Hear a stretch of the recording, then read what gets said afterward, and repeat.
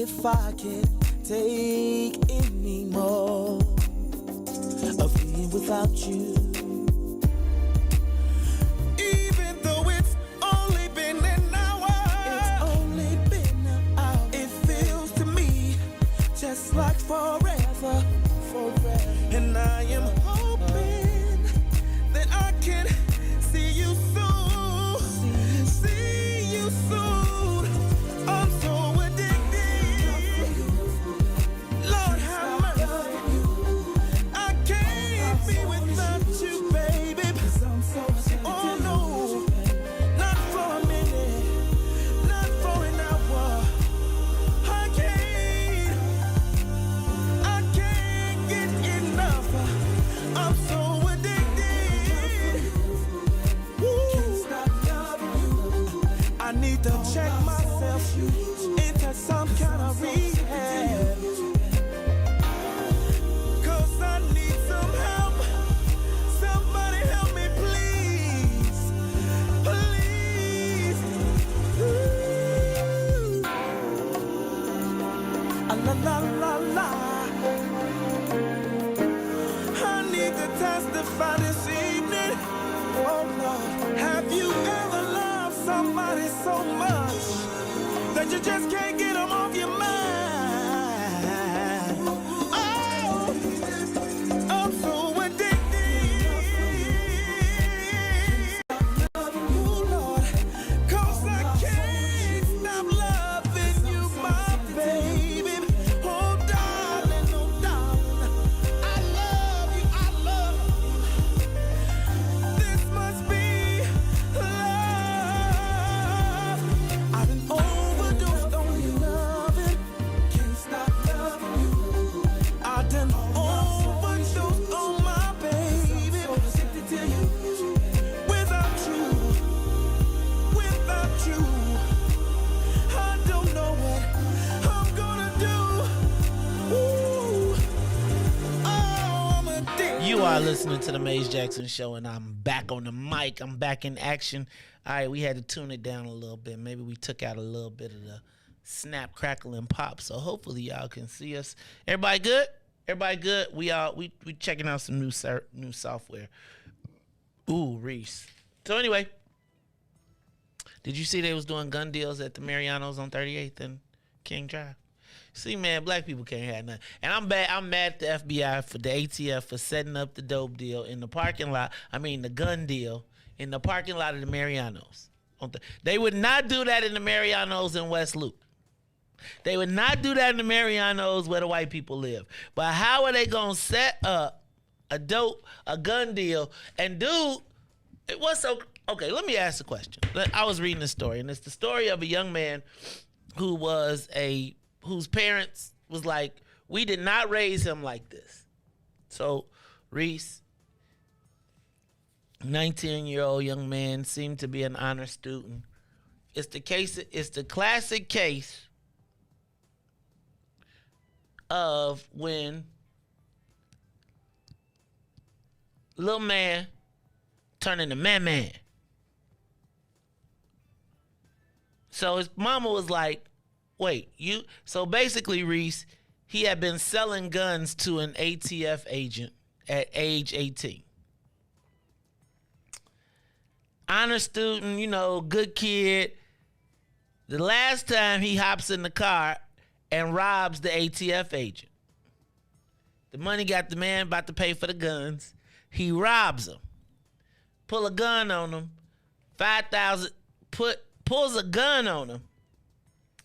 Takes the $5,000, hops out the car, jumps into an Impala. As the other cops descend on him, he take the Impala, hit other cars, try to get away. They apprehend him.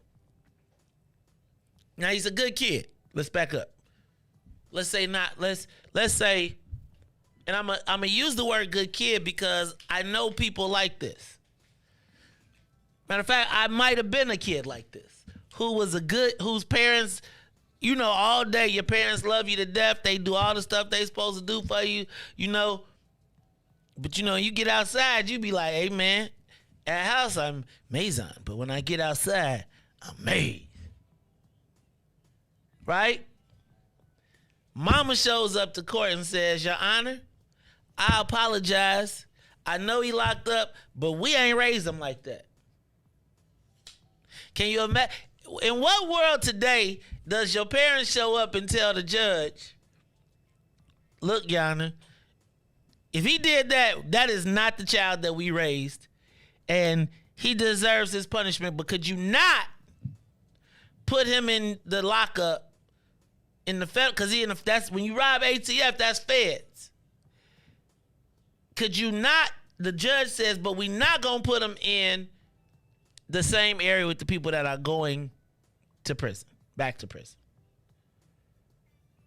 I was just thinking about that though, Reese. Like, how many young people that have good parents put all they got into them, turn into, like, when they leave out the house, be may. And I was just thinking about, would your parents, what would you, if your mom ever had to come to court for you? I got a worse one. They kicked the door in when my mama living with me. Yeah. Yes. Yeah. Church every Sunday, every day through the week. Yeah. So it just be the blood. That's the reason why I'm still here, man. Did your mama? So how do you? When it go down like that, what your mama say? Did she be like, "Did you really bring them to my house?" No, it was my house, but it was just, how your mama. It was just. No. It's just tough when your mama that. You know what I'm saying? It's like your mama, so you're like, oh man, not in front of my mama, like you couldn't watch the house and wait till she left first, and then not my mama, but yeah. Okay. Yeah. Honor Roll Thug. I love that, Richard Robinson. Honor Roll Thugs. And I feel like there's pressure, if you are an honor roll student and you black, to have thuggish tendencies, because people will test you. I'm just telling you, man. It's almost dangerous to be smart. Doubly dangerous to be smart for black kids. And y'all don't got the playground. So you can't really handle it on the playground. Right? Like, honor student thugs back in the day, you can handle it on the playground and it be straight. Nowadays,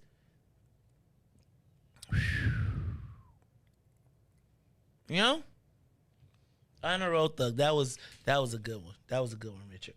All right, but man, Reese, I think how compassionate though was it for the judge to be like, okay, I'm gonna recommend that we do not put him in the same holding area with the people that are life going back to feds. Whew. Lord have mercy, Jesus. That is like one of my biggest fears in the whole entire world. Lord have mercy. Like, Reese, that's when you be like, I know my lit. Be ready to spit it. Could you hand me them papers again? I might have to touch up my stuff. It's the Maze Jackson Show. Reese, did your mom come? Did she come to court?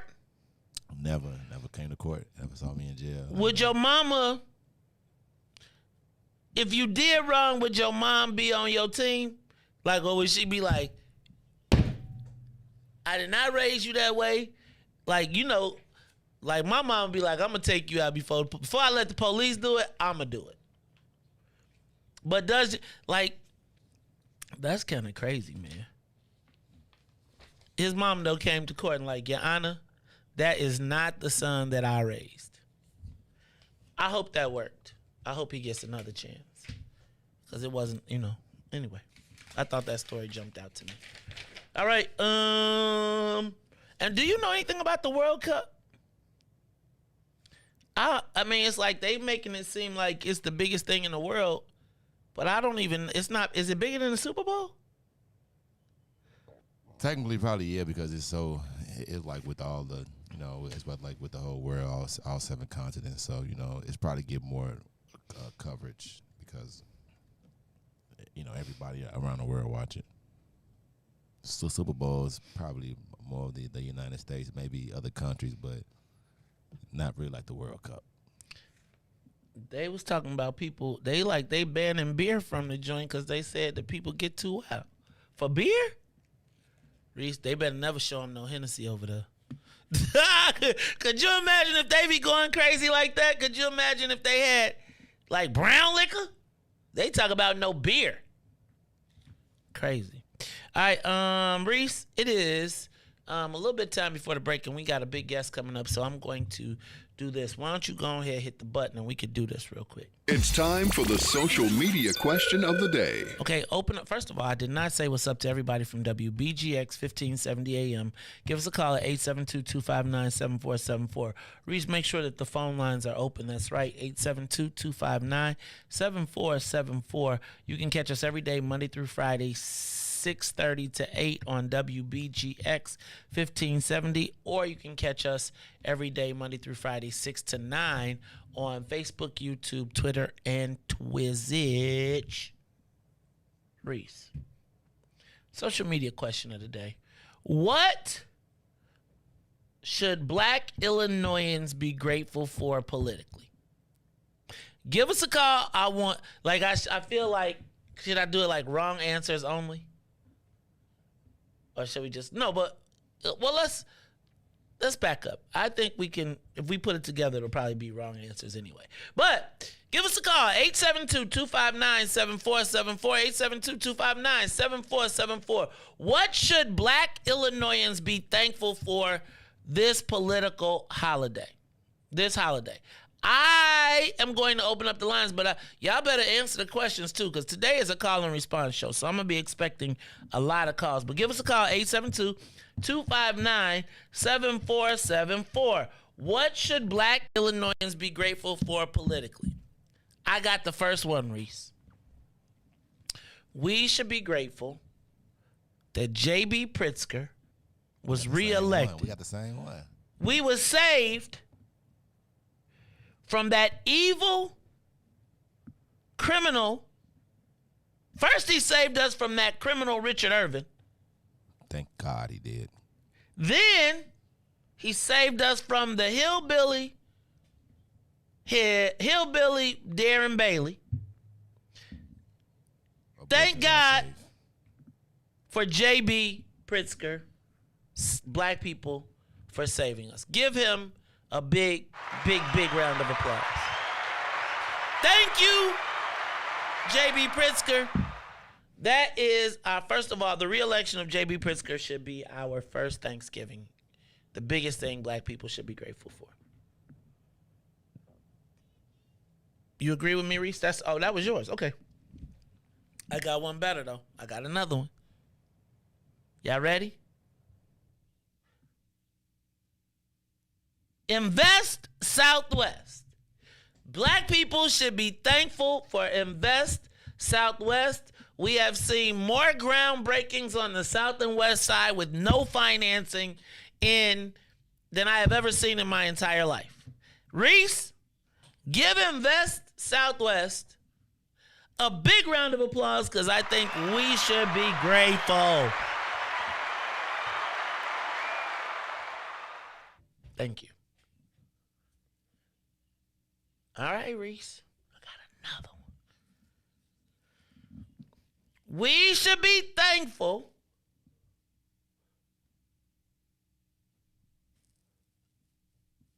that of the 400,000 people who applied, 5,000 people are going to get $900 a month temporarily for 1 year. We have temporary universal basic income. Reese, we should be grateful.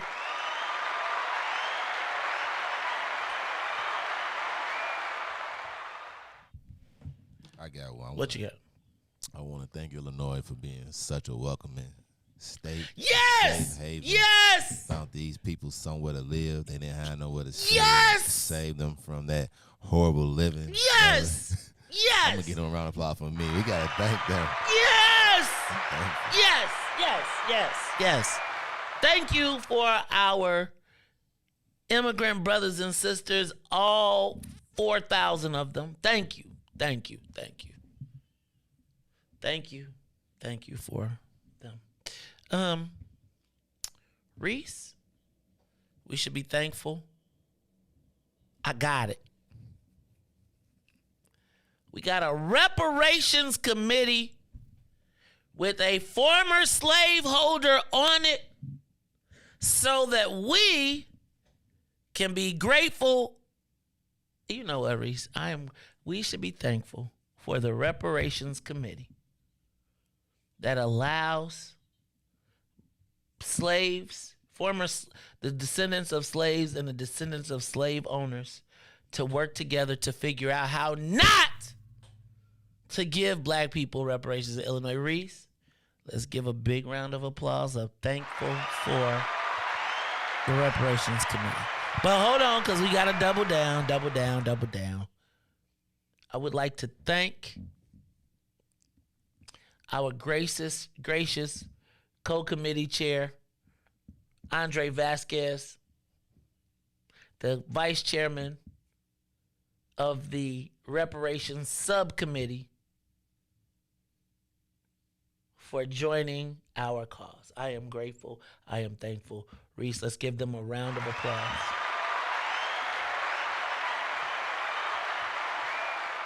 I'm thankful for after how many weed dispensaries? We finally got one. Two! No. First of all, no. First of all, I am thankful for the first majority black-owned weed dispensary brought to us by our supreme ally in the struggle for black political empowerment. I want to thank God for Kelly Cassidy, and I want to be thankful to Kelly Cassidy for helping to open the first black dispensary without any black people there. Thank you, any black legislators. Thank you, and thank you. You talk about Ricky Hendon. Ain't nobody want to hear about no Ricky Hendon black. Ricky Hendon ain't black. He busy beating. Oh, let me stop. You gonna say you have to. First of all, and it's crazy that Ricky didn't even get the first one though. That's why I'm grateful for the first one, because many more come. Do you think it's rude to have an event in somebody's neighborhood in their own district? It ain't even in your. I thought that was in her district. Do you know that it's not even in her district? She came into a black person's district and cut a ribbon without the black person whose district it was in. Thank you, white people, for being so gracious to us. I must tell you, I am grateful, Reese, for Madam President Toni Preckwinkle and the property tax bills and the re-elected Cook County assessor who is going to give you your property tax bill right at Christmas so you can't buy your baby no toys. Thank you for Cook County president and assessor for ruining everyone's Christmas. Thank you. Reese, we as black people in Illinois have so much to be thankful for this holiday season. I could not let it go by without acknowledging all of the things. Now, before we get out of that topic, though, one more. I want to thank Mayor Lori Lightfoot for all of her long-standing dedication to the black community. From how she handled the Anjanette Young case, right? I'd like to thank her for how she's handled the murder of the two black teenagers, 13-year-olds. I'd like to thank her for not spending $70 million not to name Lakeshore Drive after DuSable. I want to thank her for not spending the $70 million. Yes, this has been a year that we as black folks should be grateful. Oh! Reese, I am thankful that we have a 10-year deal with Lollapalooza and the festival El Sueño. I want to thank them for a 10-year deal that will take away the biggest attraction in downtown Chicago, where black kids are not able to come without a police escort, without a ticket to an event. Thank you. Thank you. Thank you for bringing us NASCAR for free that we got to pay for. I'd like to thank the mayor, and I'd like to thank all of the geniuses in the city departments who suggested that it was a good idea to allow the United Center to shut down Madison, the main thoroughfare through the west side of Chicago, for 2 weeks for a country western festival that nobody in the neighborhood could attend. Thank you. Yes, we here in Black Chicago have so much to be thankful for. And just in case that wasn't enough, as a flashback to the past, I'd just like to thank the mayor for her increased engagement with the Latino community, right? Because, Reese, it has beget a wonderful relationship in which black people who depend on social services must go to people outside of their community to get paid to work in their own communities. I gotta say that's genius. Gotta give her a big shout. And thank you to the mayor for all of her human resources skills as she has replenished the city. Let me back up. Thank you to the mayor for her budgetary skills, because she has single-handedly figured out how to make more people quit the city of Chicago than any layoffs could have ever done. Thank you, Mayor Lightfoot. Reese, I think we as black folks got a lot to be thankful for this season. It is so good to be black in Illinois. I am grateful. Thank you, JB. Thank you. I feel just like a native. Thank you, and thank you. Look, y'all, this is the Maze Jackson Show. When we come back, I want to talk about what's going on. We got the 77 committee. I told y'all that a fire sale was going to happen at City Hall. And, you know, it's funny because they tried to compare it to what Rahm did, but it was a distinct difference between Rahm and the 77 committee. Give us a call, 872-259-7474. Also, don't forget, we have Sharon Mitchell. He is the public defender, the county public defender. He'll be here today to take your questions and to talk about the Safety Act. What's real, what's fake? Hey, man, I'm nervous, man. They letting everybody out.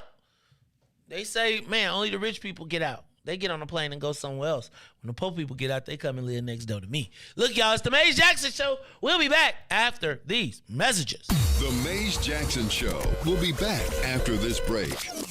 Hey, Chicagoland, all roads lead to Solo Beauty Supply, the largest black-owned beauty supply in Chicago. We carry a large selection of natural hair care products, plus much more. So come see us at one of our two locations, located at 9011 South Ashland or 8158 South Cottage Grove. Our inventory is growing, and with your support, Solo Beauty will continue to be a source of pride in our community.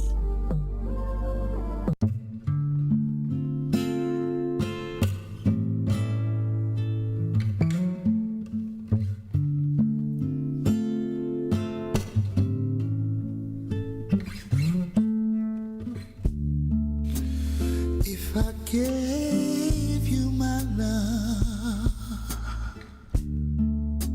I tell you what I do. I'd expect a whole lot of love out of you.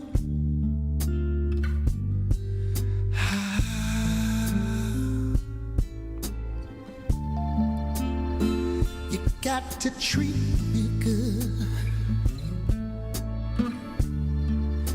and I'll be good to you. There's a whole lot of things you and I could do. baby.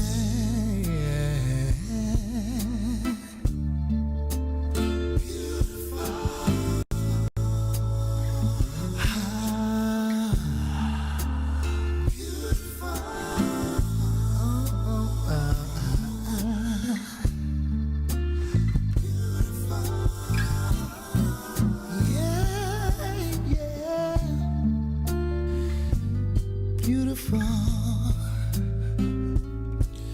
when you get right down to it, yeah.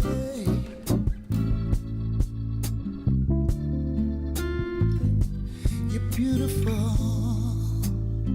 I wouldn't change one thing about you, yeah. Oh, 'cause you're beautiful. I don't mind telling the world about you, yeah.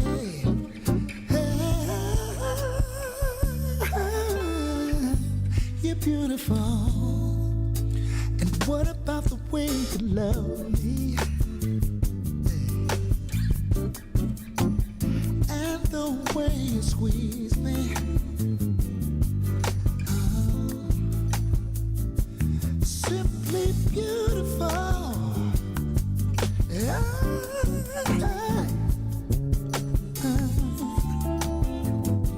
You're beautiful.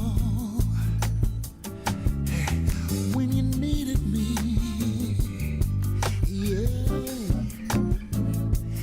I was right there by your side. Simply beautiful. Back to the Maze Jackson Show. You are listening to the most dangerous show. This is What's in It for the Black People Radio. Maze Jackson. Maze Jackson, the most vociferous advocate for black people in the world.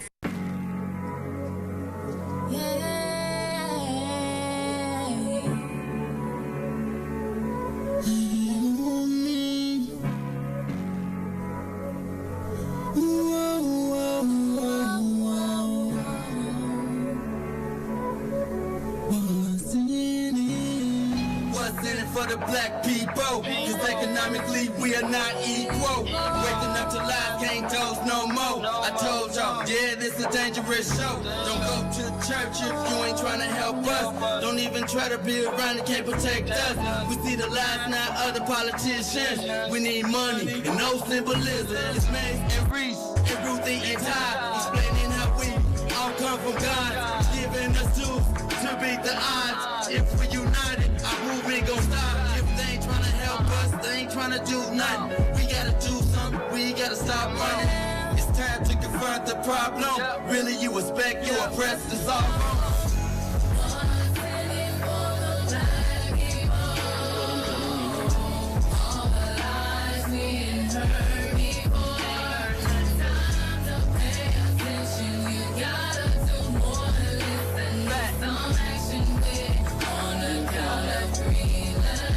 Wake up, Chicago!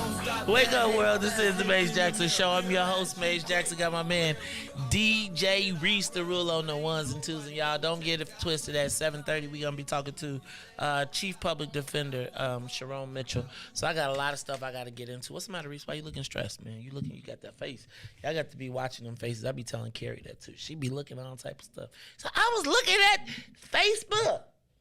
Well, why your face twisted up like that? Because I was looking at something. I'm sorry, my bad. Good attitude? No. You know, sometimes people just don't know how to be thankful, man. You know, they just Just be thankful. They don't know how to just look around and see where they was and where they at, still complaining about something. So Be really glad that my aura grateful. is just so different. You know, I'm playing. So I gotta play some Church Chicago or something today. I get Be some. grateful. You know, man, be grateful, man. There's somebody here that's definitely worse than you, man. Will be be grateful. Y'all, we need us another broadcast. Be grateful. Be grateful. Yeah, I might have to get me up. We might have to get us a broadcast. But okay, look, y'all, I want to get into this mayor's race because Reese. Okay, if you are out there and you're on social media, I want to test your emoji skills. All right. I want you to raise your social media hand if you recall me telling you that City Hall was going to have a fire sale. If you remember that, just go into your emojis and just do like this. Can you go in the thing and do it like a thing where you could just put your hand? Like you could put anything. You could put just give me some hands. It could be a peace sign. It could be whatever. But if you remember, about 2 years into this thing, I said, man, it's not looking good for the mayor. And I bet closer to the election, there will be a fire sale. Remember that? Okay. Thank you, Desmond. Thank you, Jackie. Thank you, Alvin. Thank you, Maria Munoz. If you put your hand up, thank you, Toy. Thank you, Antonil. You want to be fancy, Antonil, with the peace sign, huh? All right. Thank you to Larrabee Boulevard. Thank you to Alvin E. Norton. Thank you to Brandy. Thank you to Constance Foster. Thank you to Susan Nyblack, right? I just want to make sure I'm not crazy. Thank you, Cassandra. Okay. Y'all keep on giving me the hands up if you did it, because I just see if y'all also do follow a little straight. We're going to be some call and response. We got to get some good stuff going on. So now, Reese, Twitter is a buzz. Social media is a buzz. All of the newspapers are a buzz because Mayor Lightfoot not Mayor Lightfoot, but an outside group has formed a new independent expenditure committee called the 77 Committee. Now, Reese, do you know what an independent expenditure committee is? Okay. You ever heard of dark money? The statement dark money in politicians, where there are these groups that put together money to support candidates, and then all of a sudden you say it's like, dark money PAC is sort of like Dan Proft, the people who plays by the rules PAC. That was an independent expenditure. So usually an independent expenditure committee is created to support a candidate. But the thing about an independent expenditure committee is that there can be no coordination between the committee and the campaign. You understand that? So the independent expenditure committee is usually put in place when people want to raise large sums of money to support a candidate or an issue, but they want to do it in large chunks. So in campaigns, there's limits on what people can give and donate, right? So I can't just walk up and give you $1 million. There's a limit to what a person can give. And then one of the big things that elected officials do, particularly mayors, is they come in and they say, I'm going to ban anybody who's doing business with the city of Chicago and lobbyists that are doing business with the city of Chicago from contributing to any of my campaign committees. Well, Reese, that's really the base of your funding, right? So what essentially, well, first of all, let's back up. When it was Mayor Daley, you did business with the city and you donated. When it was Madigan, you did business with Madigan and you donated, and your donations was based on how much business you did, essentially. Well, when people want to position themselves as reformers, the first thing that they do is, what's a bad word? Lobbyist is a bad word. It's one of the worst words in the vocabulary for politics, so they usually say, we'll ban contributions from lobbyists and we'll ban contributions from people who do business with the city. And then what they do, Reese, is they go create what's called an independent expenditure committee, which is a group which they can deny knowing, but they know. Or the people in the committee know that they want to support the candidate who can't take the largest sums of money from the people that they would be most likely to get money from. Does that make sense now? So yeah. Now To make sure that the game is not fixed, though, the federal government regulates the fact that the Independent Expenditure Committee cannot talk to the campaign committee, right? So the campaign can't say, hey, we need you to buy ads. We need you to attack. The Independent Expenditure Committee has to do their own thing without talking to the campaign. So if Reese, if you are a mayor and you are now falling on hard times and you don't have money because the people with regular money who are rich, or you've screwed everybody,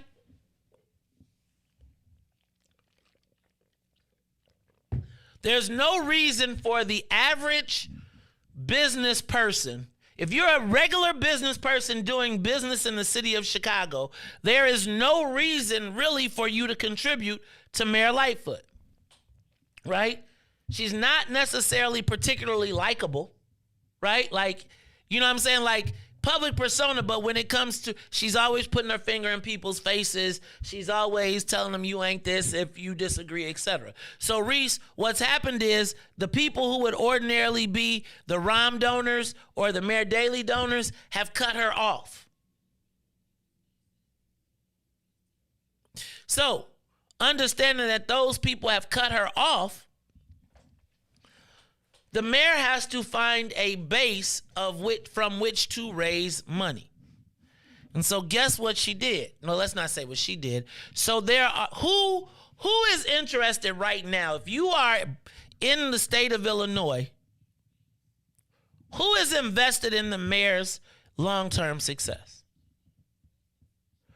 Really, nobody's, only people who've gotten something from her. And so the 77 committee, and I want to be clear, Rahm had a PAC too.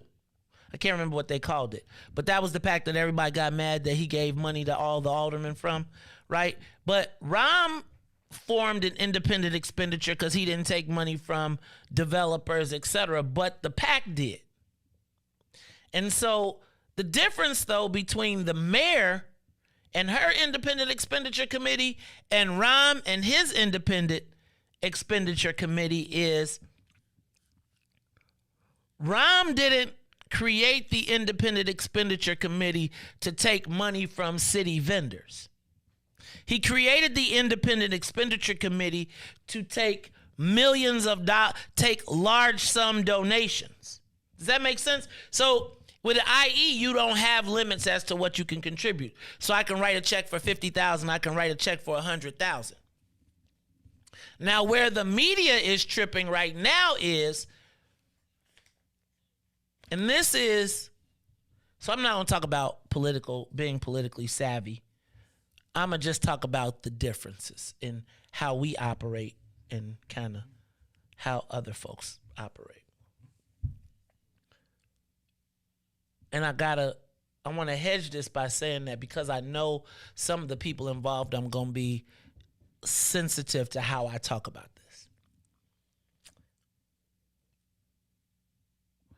The Independent Expenditure Committee often sounds like a good idea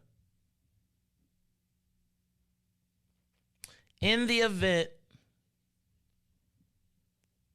that you have the mechanisms and the people to set it up. So if I'm Rahm and I set up an independent expenditure committee, it's because I'm setting it up to take money from wealthy financial investors at giant hedge funds, etc., who will not be directly connected to me, but may be investors in the funds and the projects that are going on in the city. Where the media is banging Mayor Lightfoot is that Mayor Lightfoot, well, let me say not Mayor Lightfoot, but the 77 committee, is because the 77 committee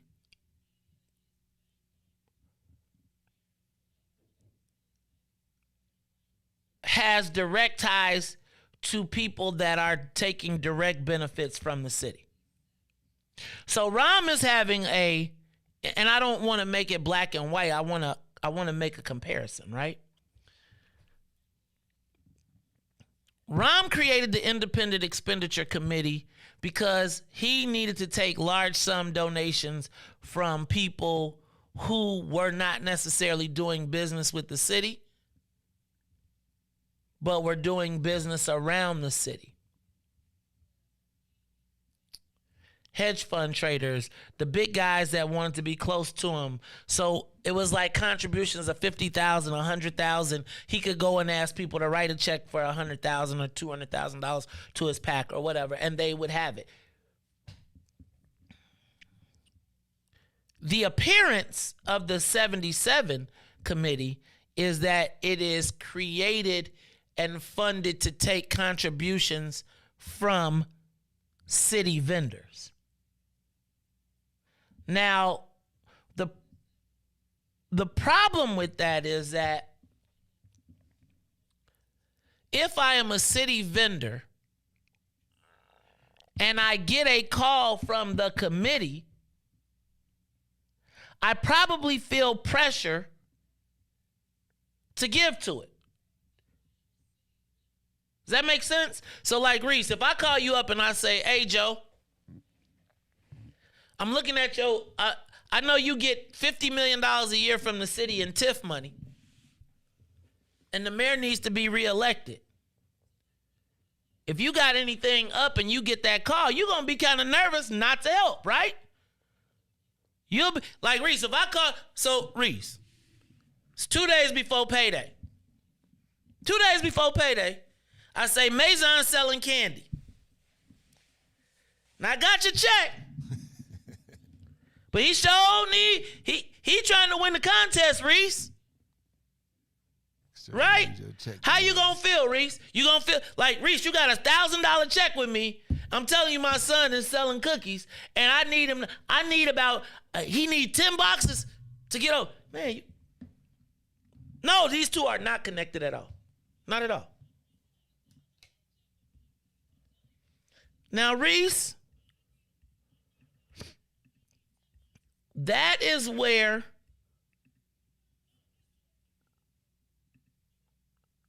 the media is beating the mayor up, okay, on this independent expenditure.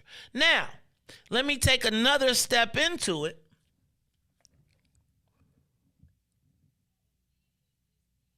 And suggest that how black people do it and how white people do it is different.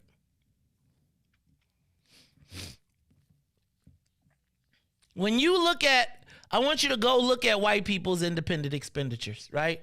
And you're gonna look at the committee, because the committee will tell you all the people that were there, who are formed, the names, etc. If you go look at a white independent expenditure committee, you'd never be able to identify who the people were.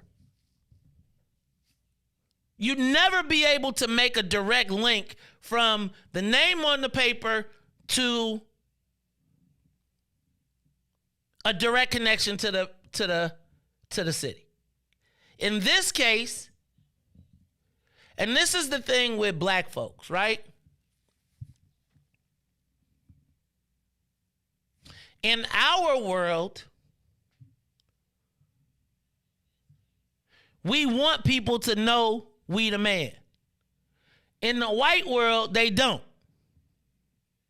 So the difference between so right now, the reason that this 77 committee is having so many problems, Reese, is because the person that's on the paperwork is easily trackable.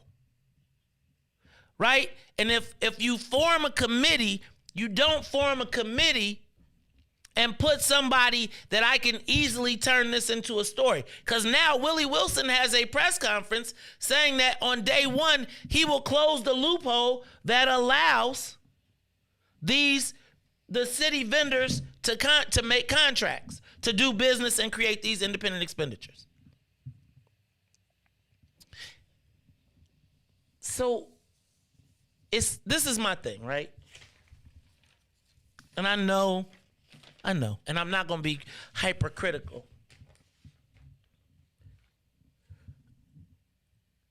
But the premise of dark money is to be dark, is to not know, is to not be able to make the connections. The challenge is we want people to know who we are because we don't usually have these spots. So you want to be the boss of the committee, you on the paperwork, because it makes you have status, but it also creates a negative story that nobody should have known this committee existed. But now the committee exists. And now they're making a direct, so every contribution that goes into there from a city vendor now makes whoever puts their name or puts money in that PAC a political story. Instead of making it where people could donate anonymously, nobody even knows it exists, because now every check that goes in that account, the media is looking at. And then they're going to cross-reference everything that they've done, who their attorneys are, who their people are, what business they have with the city. And you essentially drag them into a fight that didn't need to occur because we allowed ourselves to, and not we, because I'm not in the game. I'm just a dumb Negro on the side that has been doing politics for 50 years. And this is what I be talking about, right? Like everybody want to do everybody else's job. So nobody said, hey, it wouldn't be smart for us to put a city vendor on this because it's going to be a story. And do y'all understand that now every single contribution that goes into that is now going to be tracked? Which then makes anybody that puts into that a story.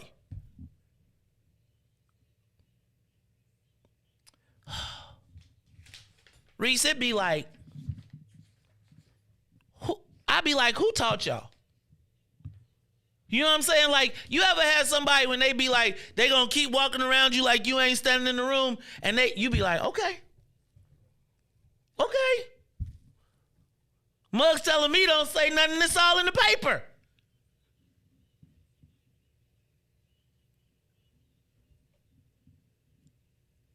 Then on top of that, Chewy opens up with 600,000. So wait, you got a PAC, y'all open up a super PAC, and Chewy open up with a bigger super PAC than the super PAC that the mayor got with regular money? Reese, I promise you, man, this is all the reason why everything I'm talking about is on the Board of Elections. So I ain't got to say no names. You can do all your research. Quiet as it's kept, you ain't got to do the research. I haven't done this story because if I would have done the story, then it would have been I was treacherous, I was bogus, I was whatever. If anybody would have asked me, I would have told you this was what was going to happen, though. Because everybody be so smart. You ever been so smart you dumb? So smart you dumb. So you so busy being like, screw dude, he crazy, and then you walk right. May's crazy. You got Dan Mihalopoulos now. You got Greg Pratt. You have the whole entire media tracking that document. Because who was the political strategist? It's like, man, Joe, y'all be watching the game, but you didn't play. I keep telling you, we got all these people that get to hold coats at events, get to be on the power team, but never had to do the work behind the scenes. So now you're going to put everybody in a jam who could have helped you. Am I supposed to tell my people walk the plank?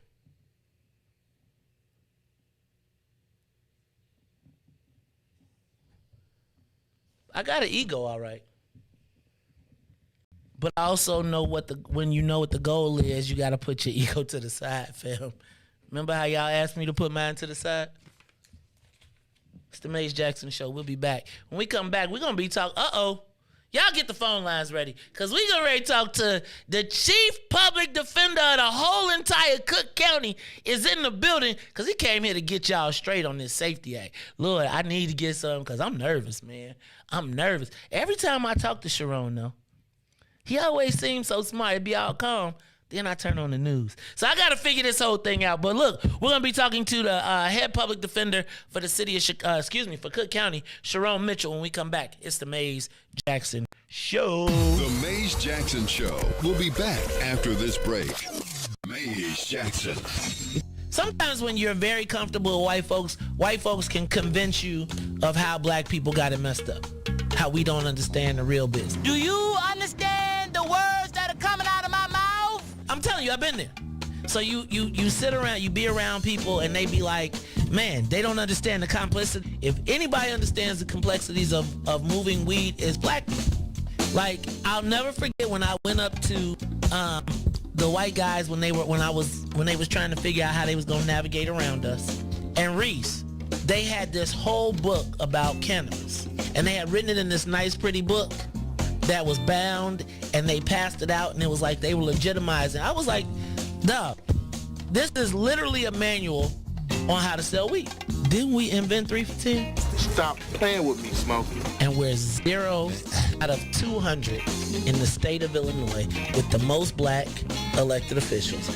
The most dangerous show in the morning.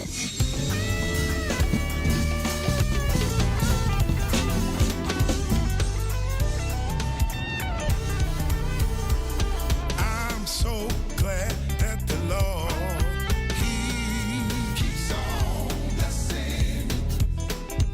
Y'all, I must say, every day, He's making a way. Ooh, keep on blessing me. Blessed in the city, blessed in the field, even when you come and go.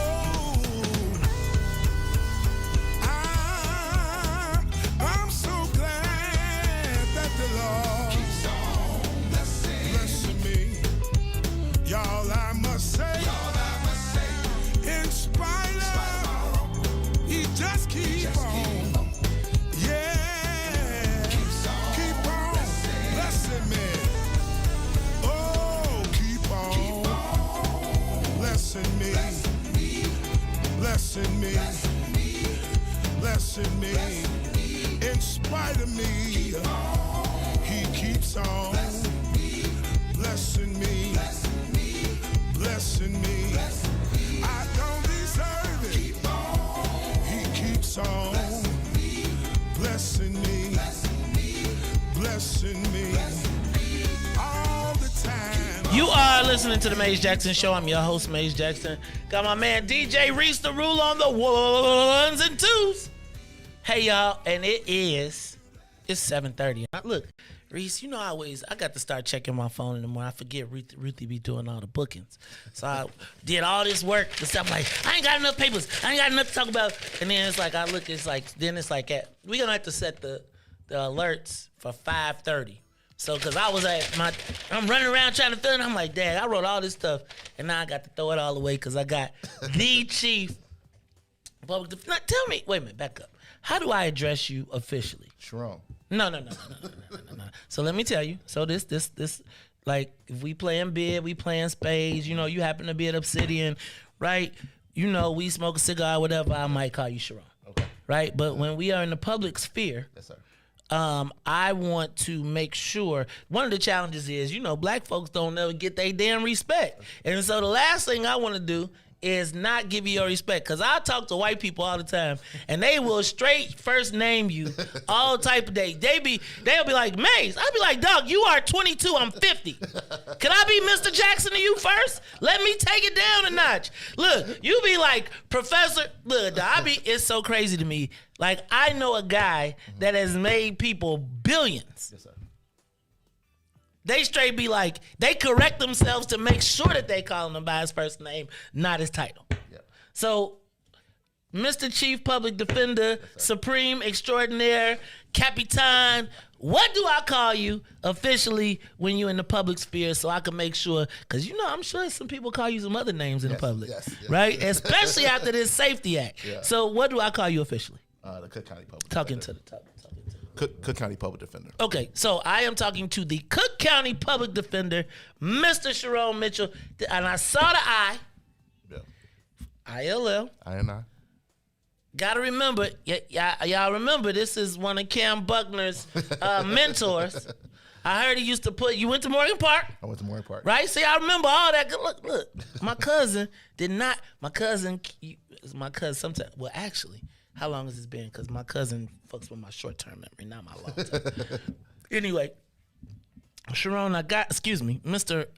Public Defender, Cook County Public Defender Sharon Mitchell. The reason I brought you here is because there was a lot of misinformation or information that was flying around during the election regarding the Safety Act. Yes, sir.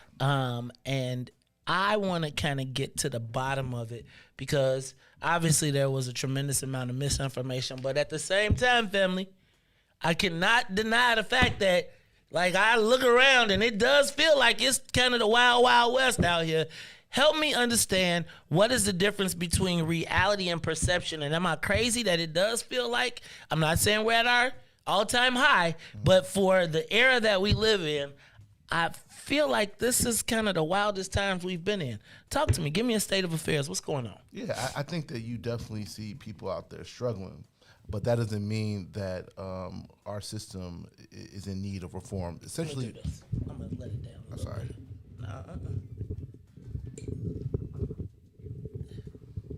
right. All right. You can talk straight. Yeah. I think that we got a dual crisis. Okay. We have a crisis of harm. We have people out there that are doing things that they shouldn't be doing, and we have to think about why they are doing. Wait, that's things. crime. Are we talking about crime? Yeah, okay. we're talking Hold on, because y'all we be using similes and metaphors. We talking about crime. Yeah, I mean, the reason why it's tough for me to say crime is because there's a lot of harm that happens that doesn't get counted as crime. Okay. So if I walk into a Dollar Tree and somebody takes something out the register, that's crime. But if somebody doesn't get paid the way they should get paid, if they get their wages stolen, it isn't crime. When that corporation steals money from their workers, it isn't crime. So I think we have to be very specific about kind of what is prosecuted and what isn't prosecuted. So that's my fault. You can call it crime. Okay. Right? So there's a crisis of harm or crime, but there's also a crisis of justice. Right? There are problems in both sides, and just because we're working on making the criminal legal system a little bit more just, does not mean that we are ignoring the harm that exists in communities. And you need to work on both, because if you don't work on both, you're going to hurt communities either way. So it seems like, and I kind of get that.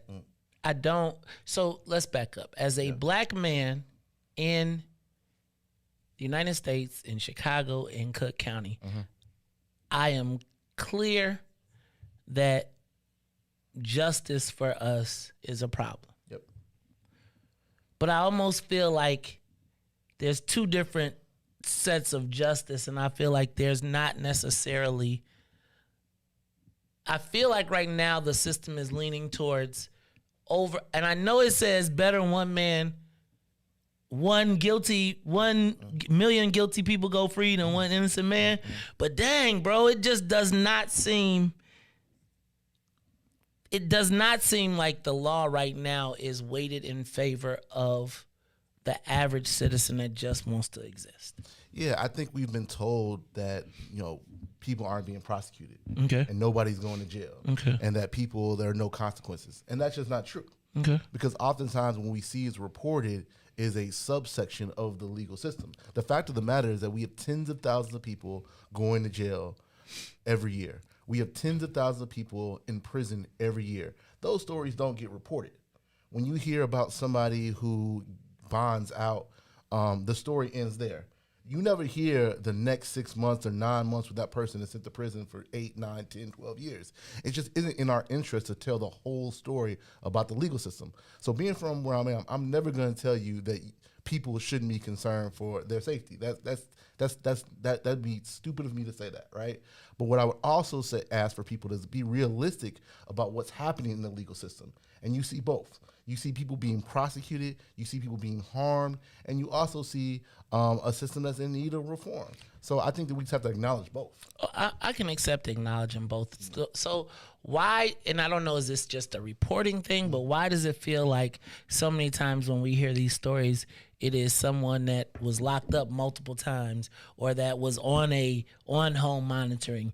And are we being like, why does it feel like it's the same people? Yeah, because we have a 99 and 1 problem, right? So if 1% of people who are accused of crimes were previously arrested or were on bond, it's only 1%.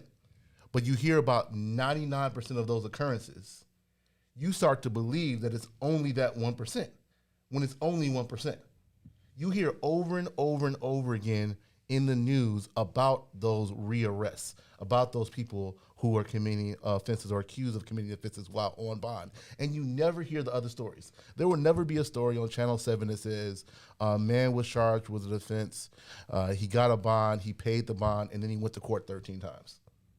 That story would not, but that is the vast majority of stories in the system. Now, Reese, we was talking about this, Sharon. Excuse me, Mr. Public Defender. See, now you got me in the barbershop. Yeah. You see, white people be on the show talking about, Sharon, I knew it! Nah, dog, you address him as Mr. Public Defender. Thank you. Reese said he wasn't going back.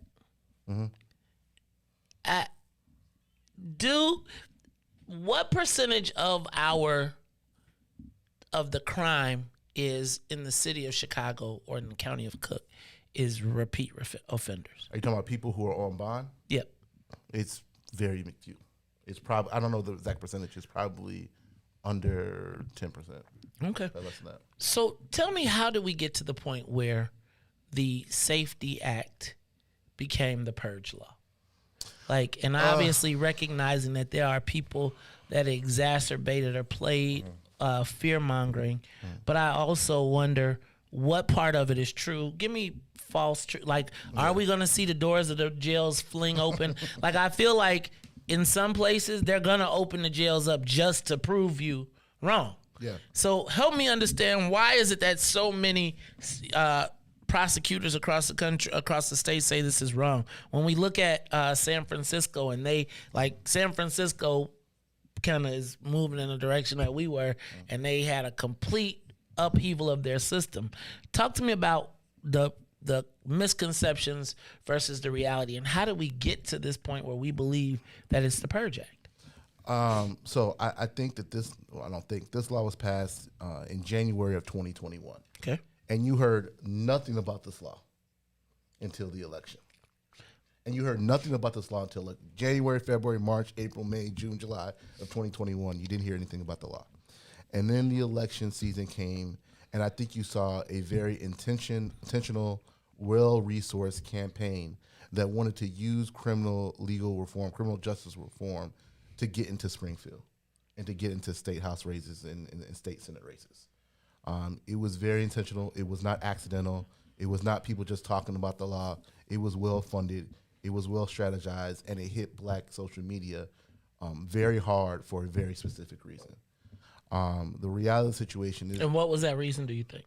And why do you think... So here's my thing. As victims of the criminal justice system, and I call us victims of it, why does it feel as though black people picked it up and ran with it not more so, but equally as white folks? Because they targeted black outlets. They targeted the Shade Room, right? They got it on the Shade Room. They got it on all these big black spaces because they knew they wanted to cut a dent into the black vote, essentially, right? And it's a strategy that is not new. It's a strategy that you've seen in New York with bail reform. It's a strategy that you've seen in New Mexico. You've seen in Alaska. It has been very intentional that one side of the ball game thinks that their path to power is to scare people into thinking that another side doesn't care about their safety. So that that gets to my point though. So why was it to me? There's certain things that I know. Why was it so effective is my question. And I understand getting it into the shade room, but I also understand, I think black people are smarter than people give them credit for on both sides, right? So I think when we talk about this bail reform and all of this, I think there's a dichotomy within our community that says, yeah, we know we got whooped by what happened in the 90s, right? The crime bill. But we're also seeing this influx of disinvestment in our neighborhoods, and the priority becomes getting us out of jail as compared to economics. How come it took so long and it dug in, and then it seemed like the governor and all of our white allies who were part of it started backtracking?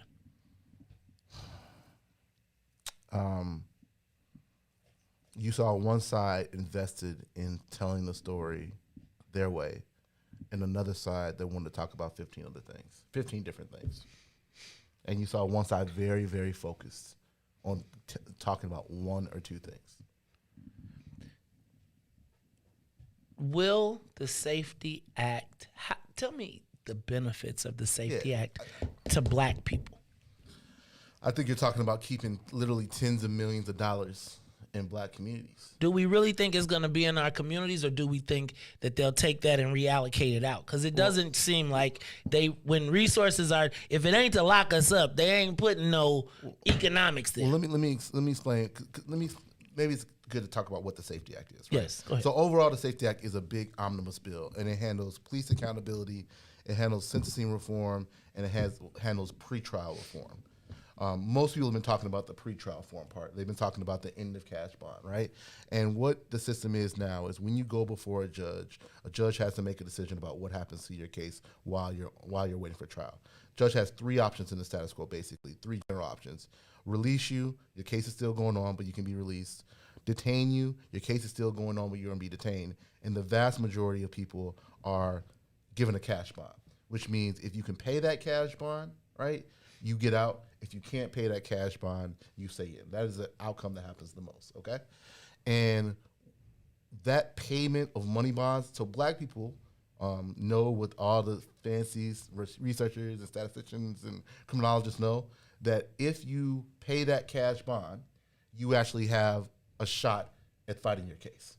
And if you don't pay that cash bond and you're stuck in jail, your chances of getting a fair outcome are basically obliterated. Why? Because when you're in jail, prosecutors can use their power to force you into pleading guilty, essentially. Break it down. How? So if you're out, you can go to trial. You're not being kind of you're not being pressured. You're not in a box, right? When you're literally in a metal box, that pressure to plead guilty is so much harder than when you're out and you can make a fair decision. Imagine going to a car dealership. I've been there, bro. Right? Imagine going to a car dealership and being able to go back and forth and decide what car you want to buy. And imagine going to a car dealership and saying, oh, I got to be in a box until I buy a car. Hey, man, I'm going to tell you. A public defender saved my life. Ann Einhorn, I'll tell the story one more time. I got locked up, and she was like, and I was locked up. And she was like, they're going to come to you with this paper, and they're going to tell you can go home today. Do not sign it. Do not. I'm like, you see me? Now, fortunately, I knew my lit, so I was straight. But the pressure that I don't think that people understand the pressure of the box if you haven't necessarily been in the box. Okay, so now. And let me do one more thing. So that payment of money bonds, that represents literally tens of millions of dollars pulled out of black communities every single year. So we can talk about the criminal justice impact of what's going to happen, but after January 1st, you are literally keeping tens of millions of dollars in black communities that get paid out in essentially ransom money. That right there, I think, is what's in it for black people. Not having to pay the tens of millions of dollars in bond payments that they are being forced to pay. Not money that they want to pay, but people putting up houses and selling everything and spending their last dollar to pay the ransom to get their people out of jail. That's a system that only can exist if it's mainly black people who are the victims of it. Interesting. Open up the phone lines. Give us a call, 872-259-7474.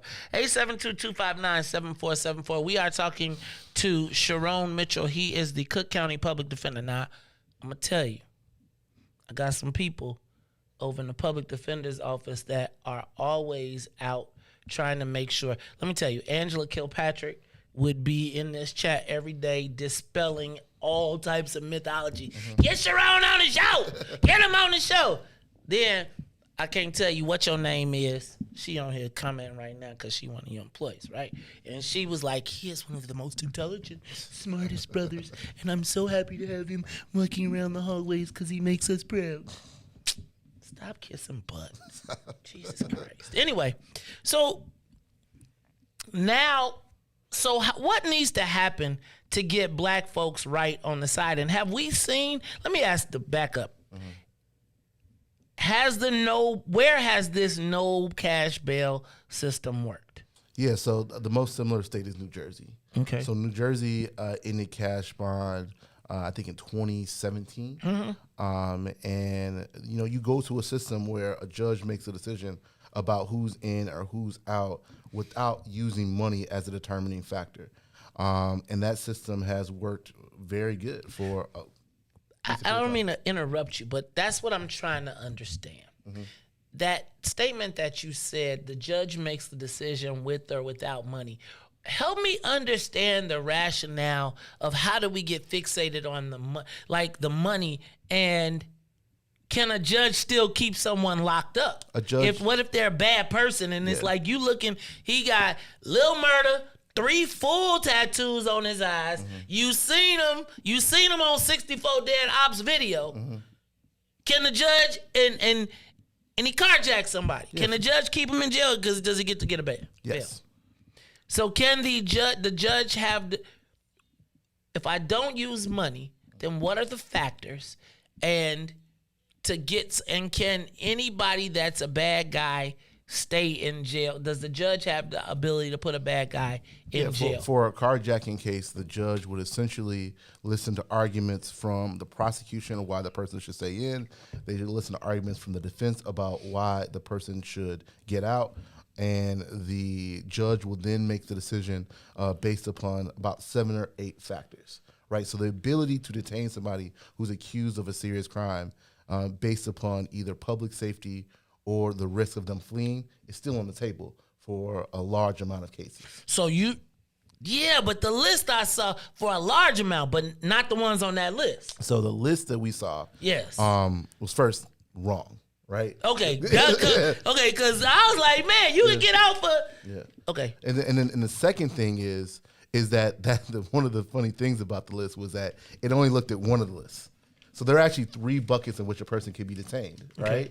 What that list did was mess up the first list, but then only talk about the first list. So you can be detained if there's an allegation that you are a risk to public safety. You can be detained if there's argued that you're a risk to willful flight from prosecution. And you can also be detained if there's a argument that you have violated your release or something like that. That list only accounted for one of those lists, and then it didn't even count the whole list. No calls? Look, they listening. All right. So, all right. So now, so wait. If you on the list and you get put in, then you can't get no bail. No, there's no such thing as bonded out anymore. So wait a minute. So you in or you out? You're in or you're out. And quite frankly, this isn't a crazy idea because this is what we do in the juvenile system. This is basically what we do in the federal system. We do this in D.C. We do this in New Jersey. This idea that you have to have money to make this determination about who should be in, who should be out, is one of the reasons why you've seen the jail population explode, but also one of the reasons why you've seen so much racial inequity in jail populations, right? Because when you make those determinations about who's in and who's out based on money and not based upon risk, I think you create all types of bad decisions. Also, it's also about money, but it's also about the time that we spend in these bond hearings. So about 5 years ago, the average bond hearing was 37 seconds, right? Now it's up a couple minutes. So when you move to this new system, when there are lots of different changes other than just any money bond, you have basically have a better chance of having a better decision. And listen, it's not going to be perfect because no judge has a crystal ball. But the fact of the matter is, I think we're putting ourselves in a better position to make better decisions, whether you're on the side of the fence that says that we shouldn't have poor people in jail just because they're poor, or you're a person who says that we shouldn't let, quote unquote, dangerous people bond their way out. So here's what I feel like. I feel like, and then we're going to go to the live line. I feel like there is somewhere in this space, there's got to be counteracted messaging. Yeah. There needs to be a significant investment in telling the other story and having it properly articulated. Because I would tell you that black seniors, black homeowners, black people with kids are like, this crazy. But it does make sense. How long do you think it takes for it to kind of get past shock and awe into really turning into an equitable, and I hate the word equity because it's like the white catchword that says we're making equity and then we all got to shut up. And they be like, well, it's equitable. No, it's not. Yeah. But there is this thing where I feel like you got to get stuff in the pipeline. You got to push kind of all of the crazy stuff out. Like, and then the pipeline starts to flow kind of naturally. So I'm a little bit pessimistic, but I think it's going to take a couple years. Yeah, because I think that you literally saw like a $40 million investment in talking about crime and the Safety Act amongst one team. And you did not see that same investment on the other side. When I go to black churches. I talk to people get it, but like I'm like one person, and I ain't got commercials on the Bears game, right? So like it's gonna be tough for me to do that work one by one. But I think people understand if you sit down and talk to them. But you're right that there isn't the amount of investment that we have on our side in telling our story. Like Angie can't do it in the comments alone, right? No, right. She like, could y'all please call in? Ask them the questions you got. Yeah. See, this is my thing. I think that so many times in you all's world, and I would not as much as you, but in that world of politics, a lot of times the decisions are made for our community and we just supposed to eat it. Yeah. And nobody says, hey, let's put, like the governor should have put your ass on the stroll during this time and been like, you need to be, and we need to have you straight to camera, and you need to be sitting here saying and talking to, we saw it because we saw black folks tap out of this whole election cycle in the city. Yeah. Like completely with no messaging, and now I feel like the governor is backing out on y'all. Saying he's gonna now. I think now they probably got past it, so I ain't seen nothing move, so they may sit on it. But I think this has the potential to be divisive in not only in the general state, but I think it has the ability to be divisive in our communities because we got special Negroes, right? And in the special Negro category, it's them over there and it's us over here, and lock all of them up. And I guess my challenge is we've got them is us.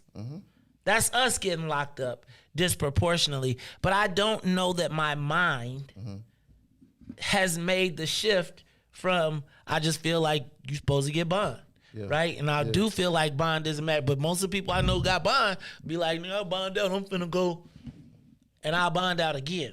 Let's take a phone call. Caller, on the Maze Jackson Show. You have the Cook County Public Defender, Sharon Mitchell, in the building. What's up, caller? Got a question? Good. Yes, I have a question. First question off. My name is Byron. Byron, you live in Chicago? hold on. Don't be trying to slide in, Byron. Look, Byron tried to be all, hi, Sorry. my name is Byron, and I just have a question. No, Byron, don't be trying to hide. Byron, this is Byron. Byron is lock him up. Byron is a trumper. But Byron is one of our best commenters. Byron, ask a question like you were asking and say it with your chest.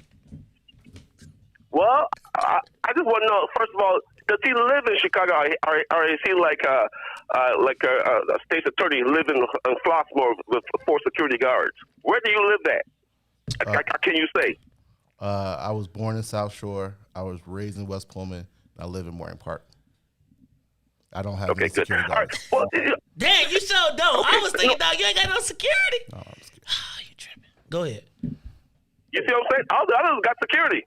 The man got a 30 man security. You talking to team. Byron though? You got to Byron. You got to talk to Sharon though. You can't go to everybody else. Get him, man. No, What's your thing? I am amazed. I'm so proud of you. You're dancing wrong, and you're doing a great job of trying to get to the nuts of the problem. I mean, you're doing a great job of dancing. I love it because he's your friend. And you know him. You know, it's like everybody else. But what I'm saying is, if 100 out of 102 states' attorneys say it's a bad deal for their communities, and half of them are Democrats, these states' attorneys that don't like the bill are Democrats. How is that being a Trump thing or Republican thing or this thing or that thing? It's state's attorneys in Illinois saying, well, this stuff is coming to our community. It's okay in Chicago because they don't care. See, black folks in Chicago don't care about crime. They love crime from my point of view. I'm trying to get the hell out of here, but I can't because my dad is here. Okay? Most of my friends are trying to get out. When all the middle-income people leave out, then you'll see, crime is going to go down. Wait, yeah, black because people there ain't love no people there left. Man, yeah, we do. Pardon me? Go ahead, Byron. Let Byron finish. Go ahead. Do you respond? Go ahead. Go ahead, Byron. What? You got him. I got him right here for you. No, I'm trying to be nice because he's your friend. And then you're doing great dancing around the question because you know crime affects us. They keep telling us crime is going down. How's crime going down? We all getting scared every damn day going out our door. Looking around every time to see if we can get carjacked. Holding our gun in our pockets. And knowing fully well if you blast one of those suckers away, the prosecutors can come after us and try to put us in jail for life. What happened to the guy in River Oaks? The guy gave his hands up. The guy came to rob the grocery store. He put his hands up and said, take anything you want. The guy still shot him. He can't carry a weapon. He can't protect himself. Who would want that job? This is where we're living. This is how we're living right now. We're living in fear. And you coming on talking about this is, you always talking about the criminals. How about the victims? Have you ever been stabbed? Have you ever been hit with a hammer upside your head? You get damages that you carry for life. No one cares about the victim. There's certain people, yes, we can give them the no bail. But all these criminals, ask the superintendent. He says the same people committing the same crime over and over. What does that mean? They're getting out of jail. Lock their asses up after the second time. Don't let them out until they're court.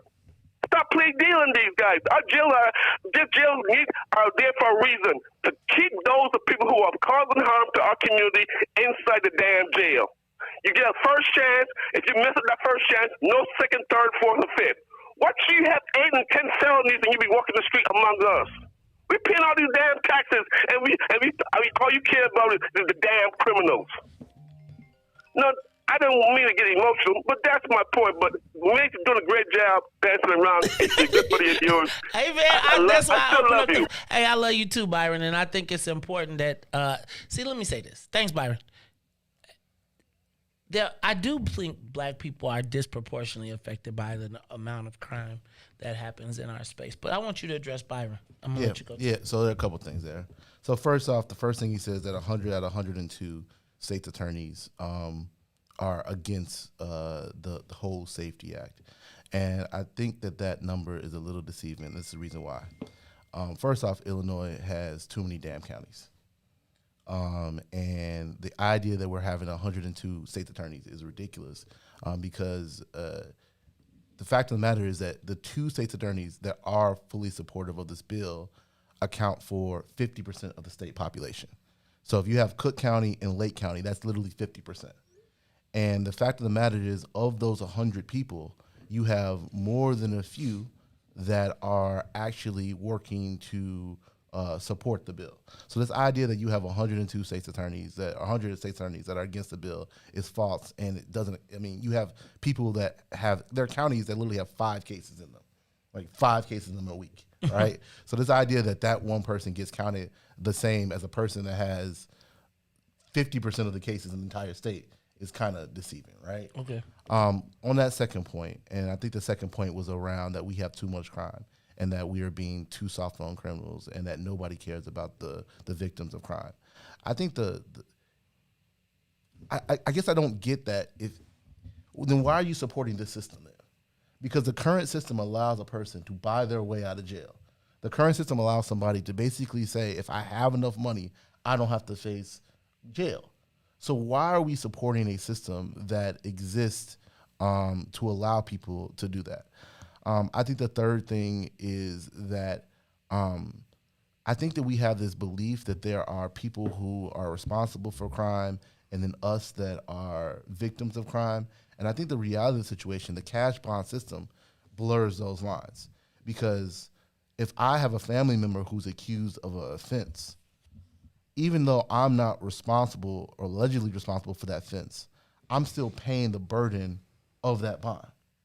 So you have family members, you have mainly black women, you have mainly basically mothers and grandmothers that are paying these bonds. They're not accused of these offenses, but they're being harmed by the cash bond system. We're taking millions and millions of dollars out of their pockets.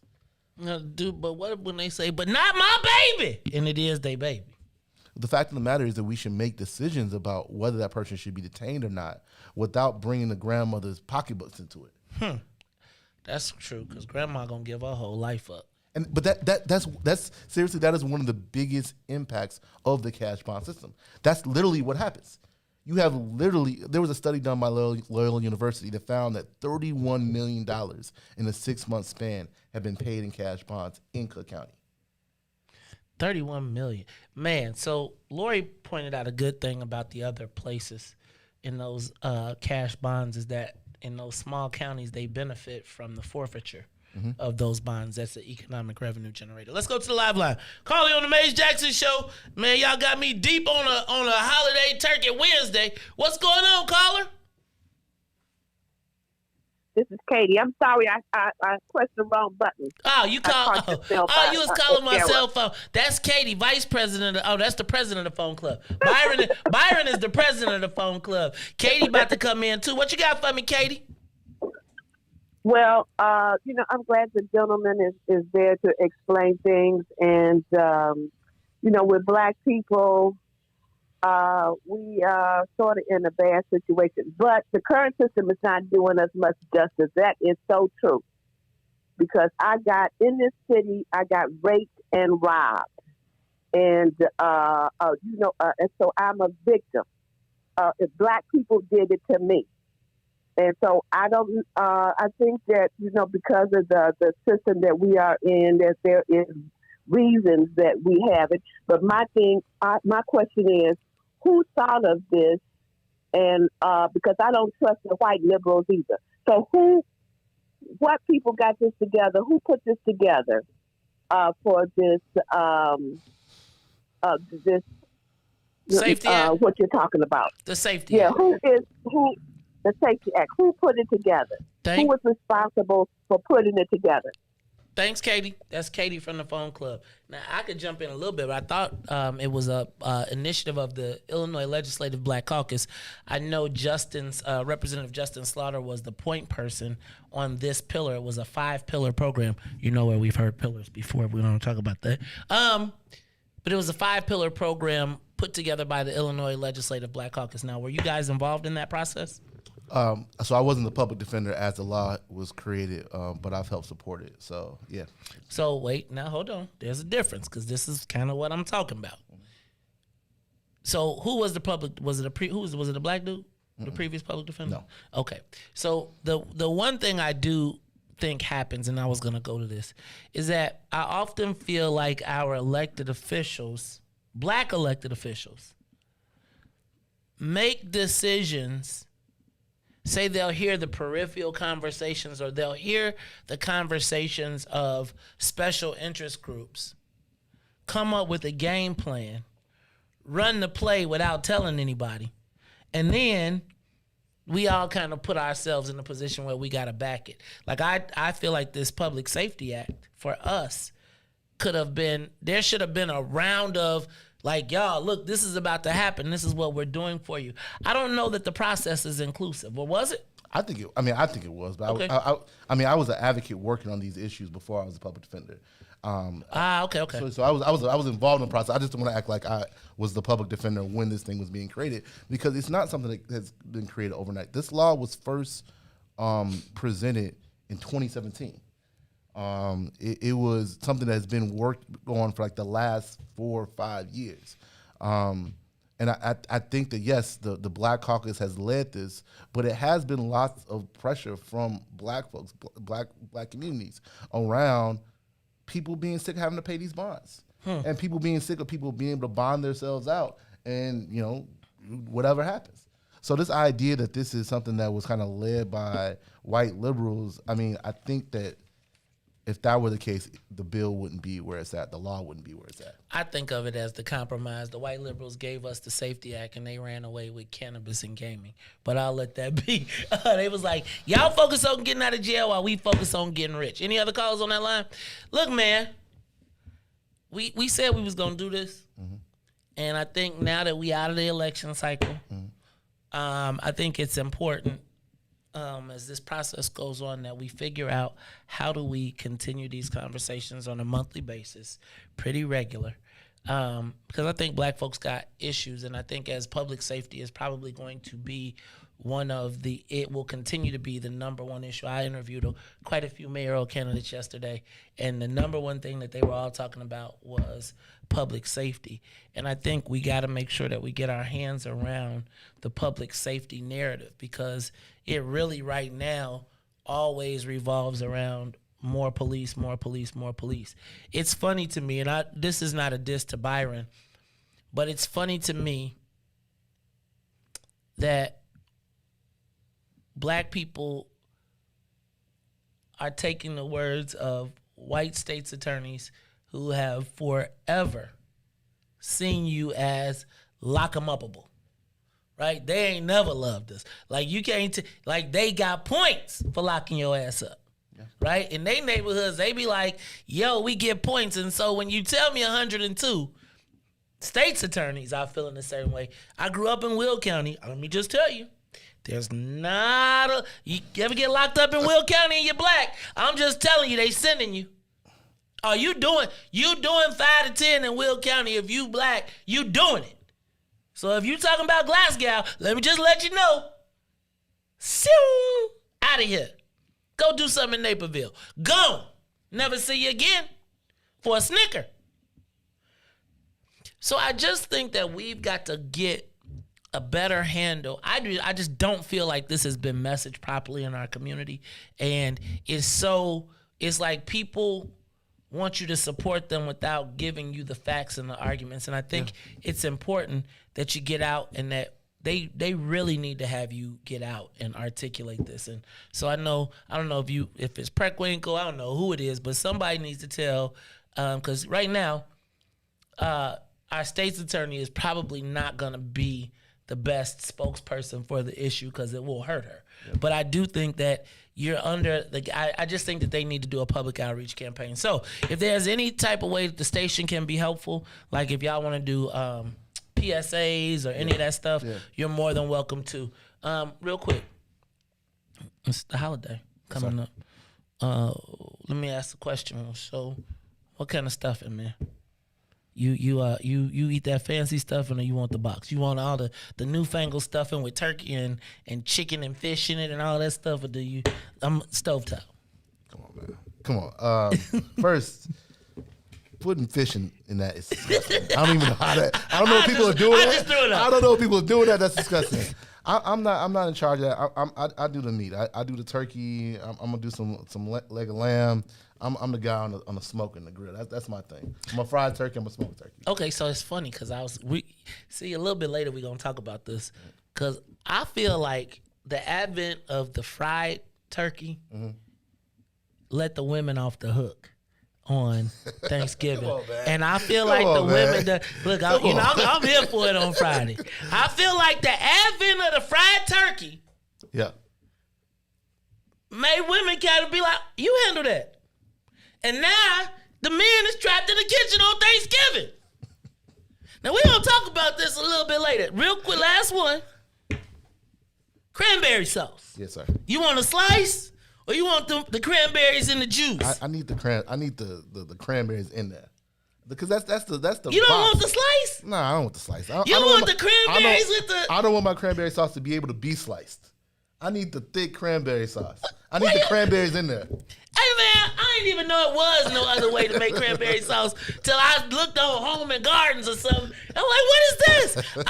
I thought cranberry sauce was supposed to be served in slices. I've never seen that before. In my house, I've never had sliced. You ain't cranberry. never had the cranberry in the cannons. That's Well, not- you said you grew up in Morgan Park. What part? That sounds like some ocean spray. type Yes! stuff. That's what I want. I don't even eat cranberries, but you definitely, it's the one that come and you like cut it like You circle. like, Nah, I'm not. Nah. That's not what we do. That's not what we do. oh, That's not what man, we do up in West Palm. you newfangled. Nah. I thought all black people had a box of stovetop and a, Nah, ain't no boxes in our Thanksgiving. Ain't no boxes, man. We everything we cook from scratch. Ain't no. So you make the maybe- cornbread? You don't even use Jiffy cornbread in your mix? We do everything from scratch. Thanksgiving is like a big deal in our house. So we have like 30, 40 people in our house. It's like Damn, you got a big ass house, Joe. no, it's a big deal now. It's a big deal now. Damn, what you got a mansion? It's not my house. Okay. It's not my house. See how a brothers family house. be. See how a family. Look, Reese said it's not my house. It's a family. family. All right, look. I want to tell you, Mr. Public Defender, we are always welcome here. Let me also say that in the event that there is misinformation and there is you need to have something corrected, definitely put us on your communications list, right? So make sure that they send us the press releases. We'll make sure, and if there's ever an issue that you feel like needs to be discussed with the people that are shaking the city, please don't hesitate to come back. You always have a spot here. Here at the Maze Jackson Show. No, We I appreciate you. I appreciate you, bro. All right, man. Will you and the family have a great holiday? Y'all have a good time. You don't even do Jiffy? I don't really do that. Do you put sugar in your cornbread at least? You Martha White style? So I don't make the cornbread, but Okay. it tastes like I got sugar in me. Okay. All make the cornbread. right. I just had to check on you. All right, y'all. This is the Maze Jackson Show. I'm your host, Maze Jackson. I got the Cook County Public Defender, Sharon Mitchell, in the building with his cranberry sauce. With real cranberries. Look like where they do that at, man? Y'all gotta stay about these Better Home and Gardens and get these kids right. This wrong with the kids. They ain't never had to eat no cranberry sauce out the can. It's the Maze Jackson Show. Y'all will be back after these messages. The Maze Jackson Show. We'll be back after this break. Maze Jackson. Tune in to the Maze Jackson Show every day, Monday through Friday from 6 to 9 a.m., where you can catch us on YouTube, Twitter, Twitch, and Facebook Live. Plus, from 6:30 to 8, you can get us on WBGX 1570 AM. That's right, it's the Maze Jackson Show, where every single day we ask the question, what's in it for the black people? And if you don't like it, you can still tell them. Maze said, we out of here. Peace. Today, the Biden administration is releasing what it calls a new strategy to fight domestic terrorism. Following a 100-day review, federal officials are now laying out a new plan hoping to deter, detect, and prosecute domestic They terror. went to the Capitol waving their flags and looking for smoke. He was out there looking for justice. They was over there looking for votes. Ashley Babbitt was with him and told all the people that nothing could stop us. She climbed through the Capitol window, breached security, and called a shot, bro. The media say she a veteran. They paint the picture to make her look greater. But she disrespected the same country that she served. That makes her a traitor. They was fighting police, resisting arrest. On God, I couldn't believe it. I guess blue lives only tend to really matter when it's convenient. Hey, these are the times we witness in history. All because they didn't get a victory. United States is so contradictory. We get equal rights, that's a mystery. Politicians, they more like magicians. You know they got tricks up their sleeve. We point out the flaws that's up in this country. You know they gon' tell us to leave. Somebody try to help me understand it. Always seems like a double standard. They be out here leaving us empty-handed to certain rights. We are not not granted. The media's the culprit when it comes to the comparison. Cause when it comes to race, they always changing up the narrative. It's terrorism. They say you a patriot, call you a hero. I call it terrorism. And that's on the real. You know and we know, I say it's terrorism. They say you a patriot, call you a hero. I call it terrorism. And that's on the real. You know and we know, I say it's terrorism. They say you a patriot, call you a hero. I call it terrorism. And that's on the real. You know and we know, I say it's terrorism. They say you a patriot, call you a hero. I call it terrorism. We still out here trying to get our reparations, but the government pump faking out here hesitating. I'm out here trying to keep my peace, so I keep meditating.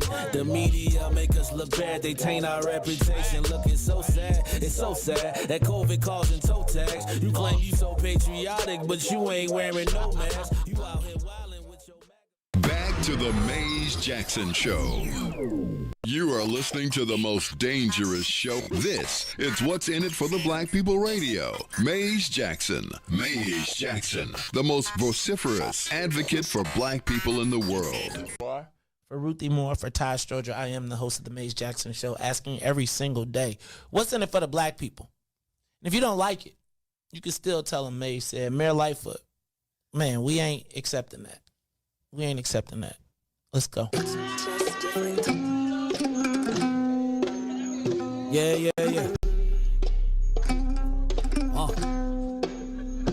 Let's get down to business and go ahead and address the facts, man. Lightfoot seems more lesbian than black. Rahm Emanuel's another case. He was just as tired. 50 closed schools left much to be desired. Police had Anjanette naked on that body cam. They suppressed the footage so it couldn't touch a lot of hands. Reminds me of that 16 shots in that cover-up. Both of them similar, so I went and dug it up. George Floyd killed, a lot of riots happened in the town. Southside burned and they wouldn't let them bridges down. Grandmother sick, need a prescription and plus a couple groceries. You gon' have to travel just to get it now. COVID-19 out here shutting all the business down. Not enough SBA loans to even give around. So many failed businesses that you could put them in the pile. If you don't survive the pandemic, it's gonna sit you down. We sing, dance, play ball, entertain, and crack jokes. Government infested black neighborhoods with crack smoke. System that milked us so bad, we got lactose. Still trying to find out what's in it for us black folks. We sing, dance, play ball, entertain, and crack jokes. Government infested black neighborhoods with crack smoke. System that milked us so bad, we got lactose. Still trying to find out what's in it for us black folks. Shout out to Willie Wilson, hope one day you get to send it. We need some different players in the game to handle business. Too many shady characters like Madigan and Blago. But when you really break it down, it's typical Chicago. City full of gangsters, it's what the land was built on. Same streets with hood legends, DNA get spilled on. Carjackers out here lurking, trying to get they steal on. Looking for a block to put them Hellcat wheels on. Let us give bogus appraisals a red line. Car crackers out here getting minimal fair time. And up to seal carry, I stay with the pipe. But Illinois gun laws giving minimal rights. Stay up on the swivel, make sure I'm moving tight. Check all of my mirrors when I pull up to the light. Pick my homie up from out of town, man, he caught a flight. He was hella nervous, told him, shorty, this is a way of life. We sing, dance, play ball, entertain, and crack jokes. Government infested black neighborhoods with crack smoke. System that milked us so bad, we got lactose. Still trying to find out what's in it for us black folks. We sing, dance, play ball, entertain, and crack jokes. Government infested black neighborhoods with crack smoke. System that milked us so bad, we got lactose. Still trying to find out what's in it for us black folks.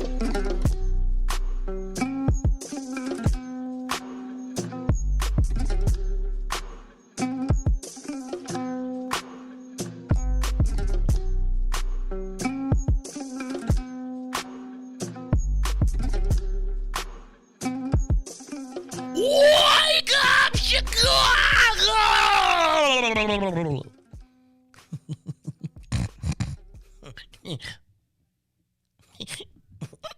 I'll tickle myself. Hey, man. This dude said he wants cranberries in his cranberry sauce. Who wants cranberries in their cranberry sauce?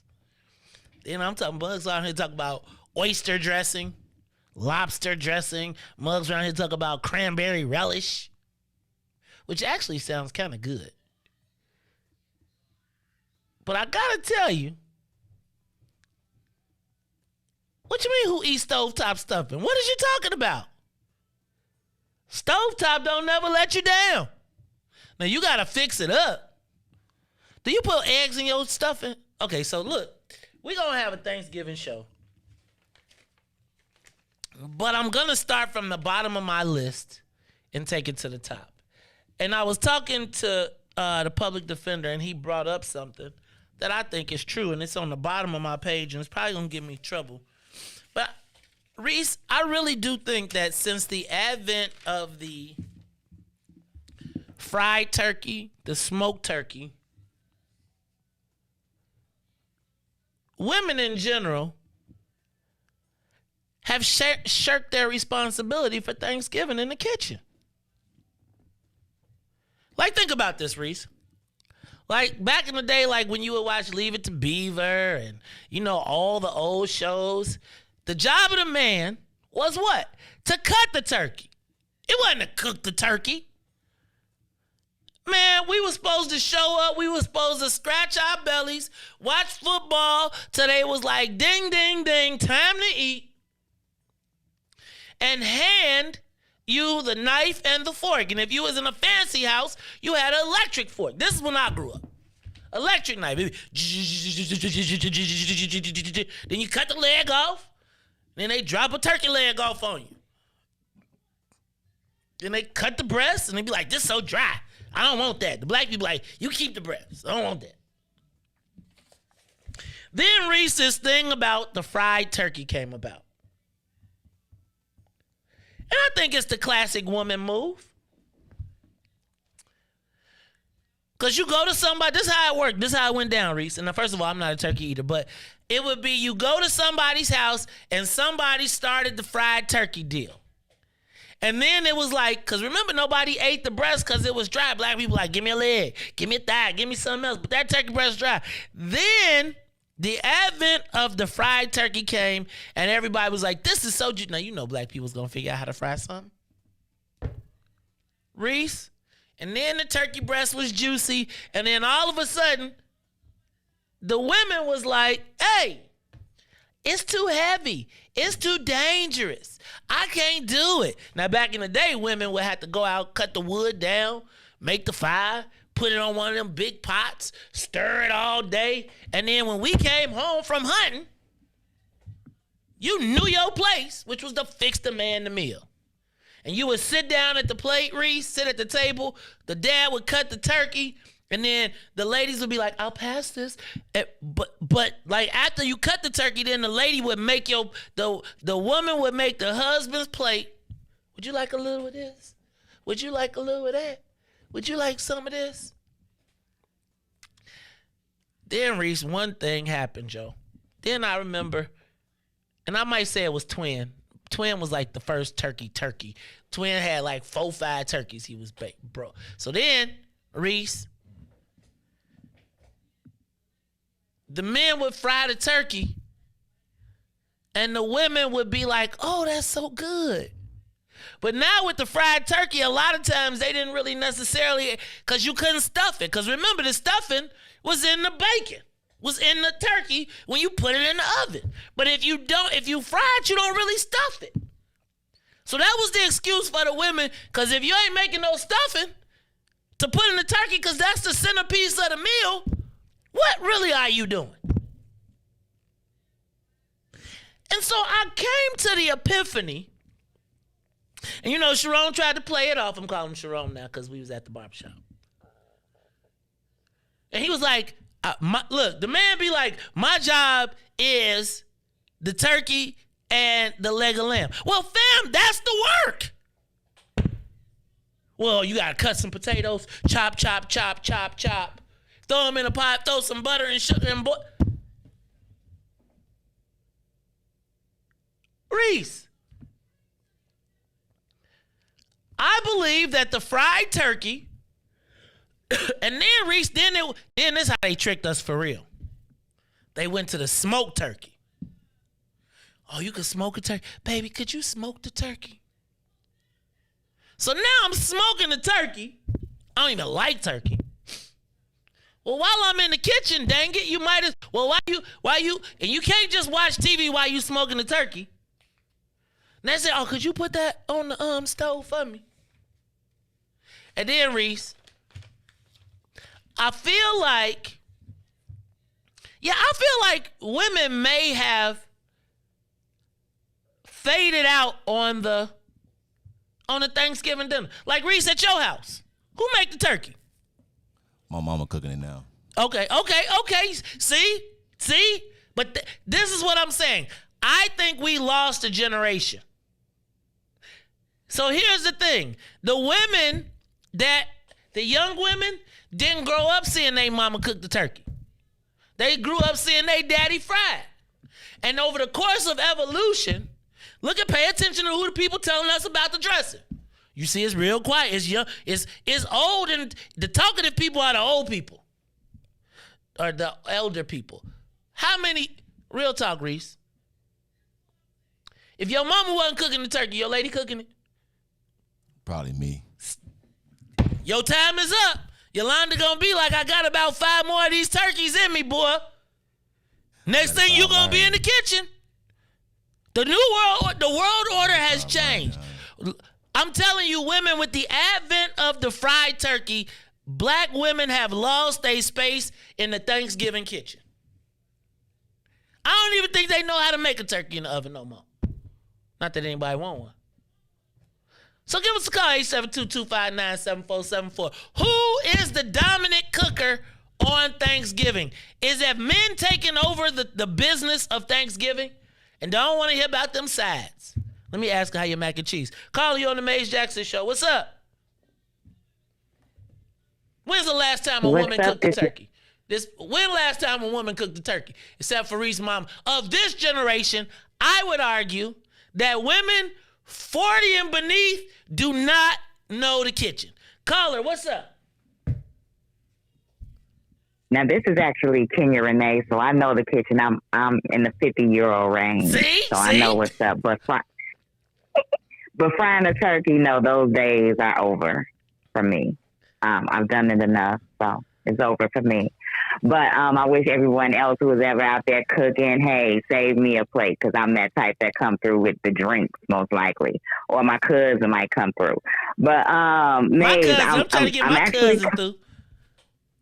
Is your cousin like my cousin? My cousin stopped through right on time. Yes. So, but Maeve, I'm calling, to wish everyone a happy Thanksgiving and all that. But I do want to say something good that's going to be happening this weekend. Tell me. Okay, so this weekend, my gift shop and all across, Chicagoland, on Saturday, we are actually promoting shopping small business. But we want to even take it a little bit further and say shop small black-owned businesses this Saturday. We already know that you're going to go to Walmart and Target and all that, on Black Friday, getting those deals.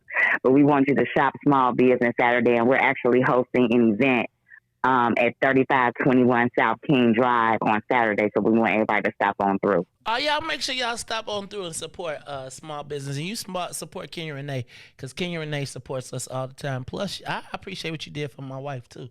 So, yes, y'all. And, she part of the family. She part of the den.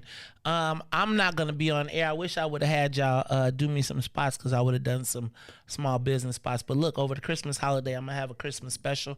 So let's make sure that we get your information, and we'll get you pumping it up. But don't forget this Friday to support our small black businesses on Small Business Friday. Thank you, sis. I appreciate you. No problem. Small Business Saturday, y'all. Small Business Saturday. Saturday. My bad. Small Alrighty. Business Saturday. Hey, y'all, open up the phone lines. Caller. And it's not just black women. I think all women. I mean, because I see white dudes, too. Everybody frying a turkey, right? Reese. I'm just asking you, when last time you seen a woman fry a turkey?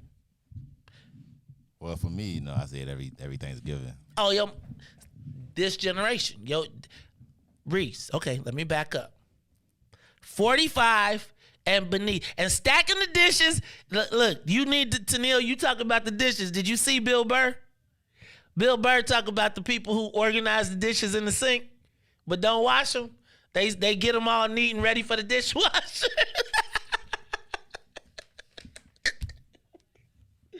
Oh, God. Okay, so somebody tell,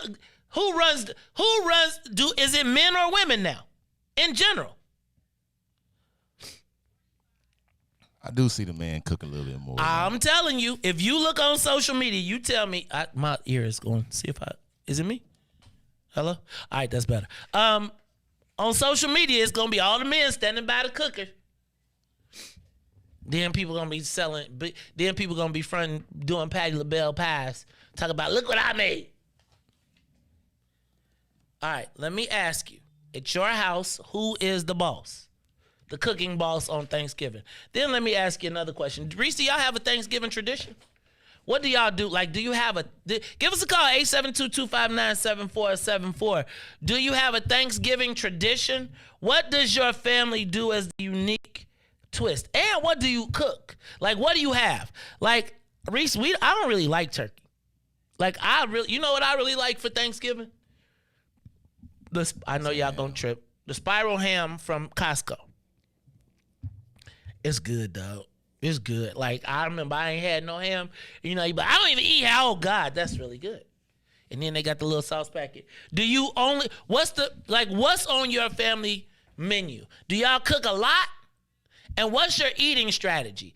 How many times do you go back? Because you know what I like to do? I like to put a little of this, a little of this, a little of this, a little of this on my plate so I can finish it. And then what I liked, I go back. And then I try and slide the other stuff in the garbage. Why would you put it on your plate if you don't put it in the garbage? Because I might like it. I thought it might look good, but don't taste good.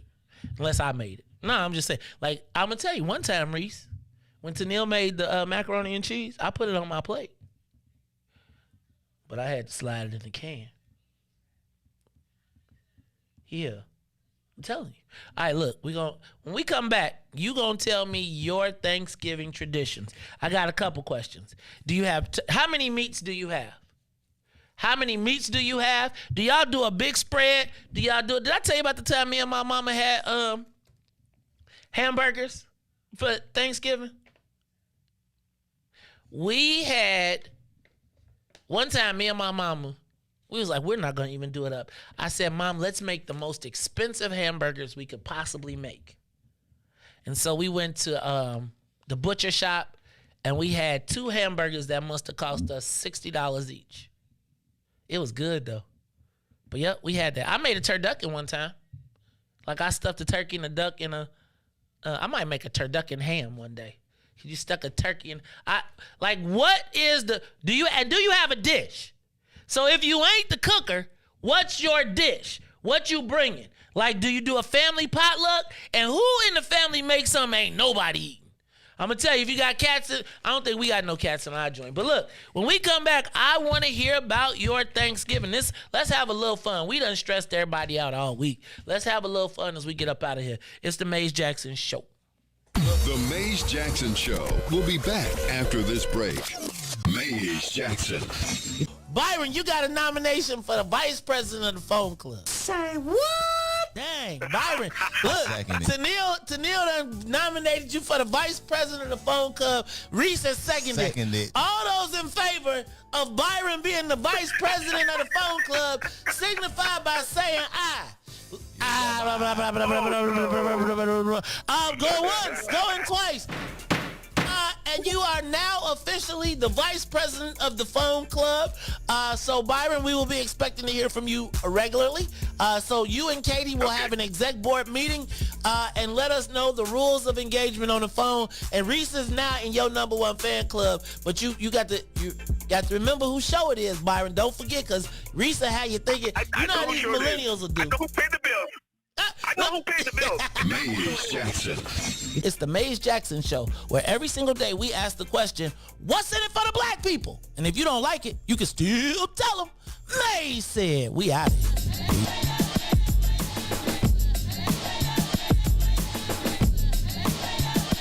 I'm feeling good, y'all. Smiling more every day.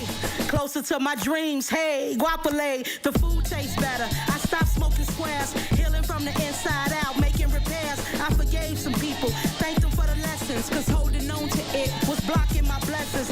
No more stressing, worry dishonors God, so I just pray, and I'm loving my odds. Mingle with like minds, gravitate where light shines. Graduate, masters, your rhymes ain't like mine. Big Dank from the west side, this is my best self. Taking vacations, hoping the rest helps. Got a career now, loving what's ahead. My spirit is free from the stuff that I shared. I feel good now, ain't that what life's about? Thank you for new days, something to sing about. Let's do it a new way, more than just talk about. Today's a holiday.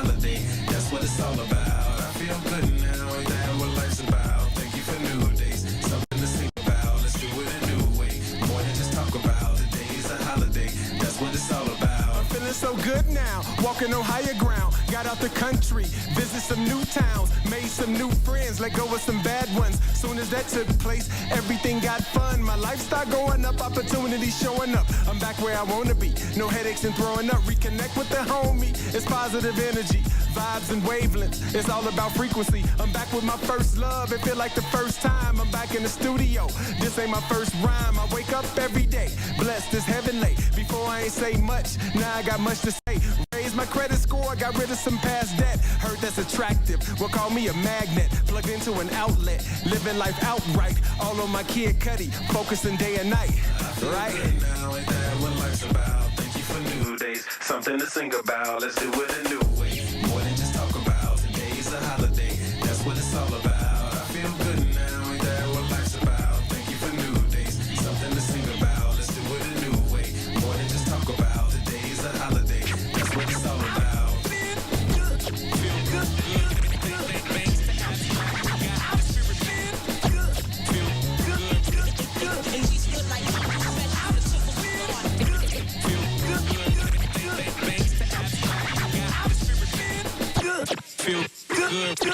See, my state gets busy. That's the cardinal rule. You are listening to the Maze Jackson Show. I'm your host, Maze Jackson. Got my man DJ Reese the Ruler, and this is our last 17 minutes.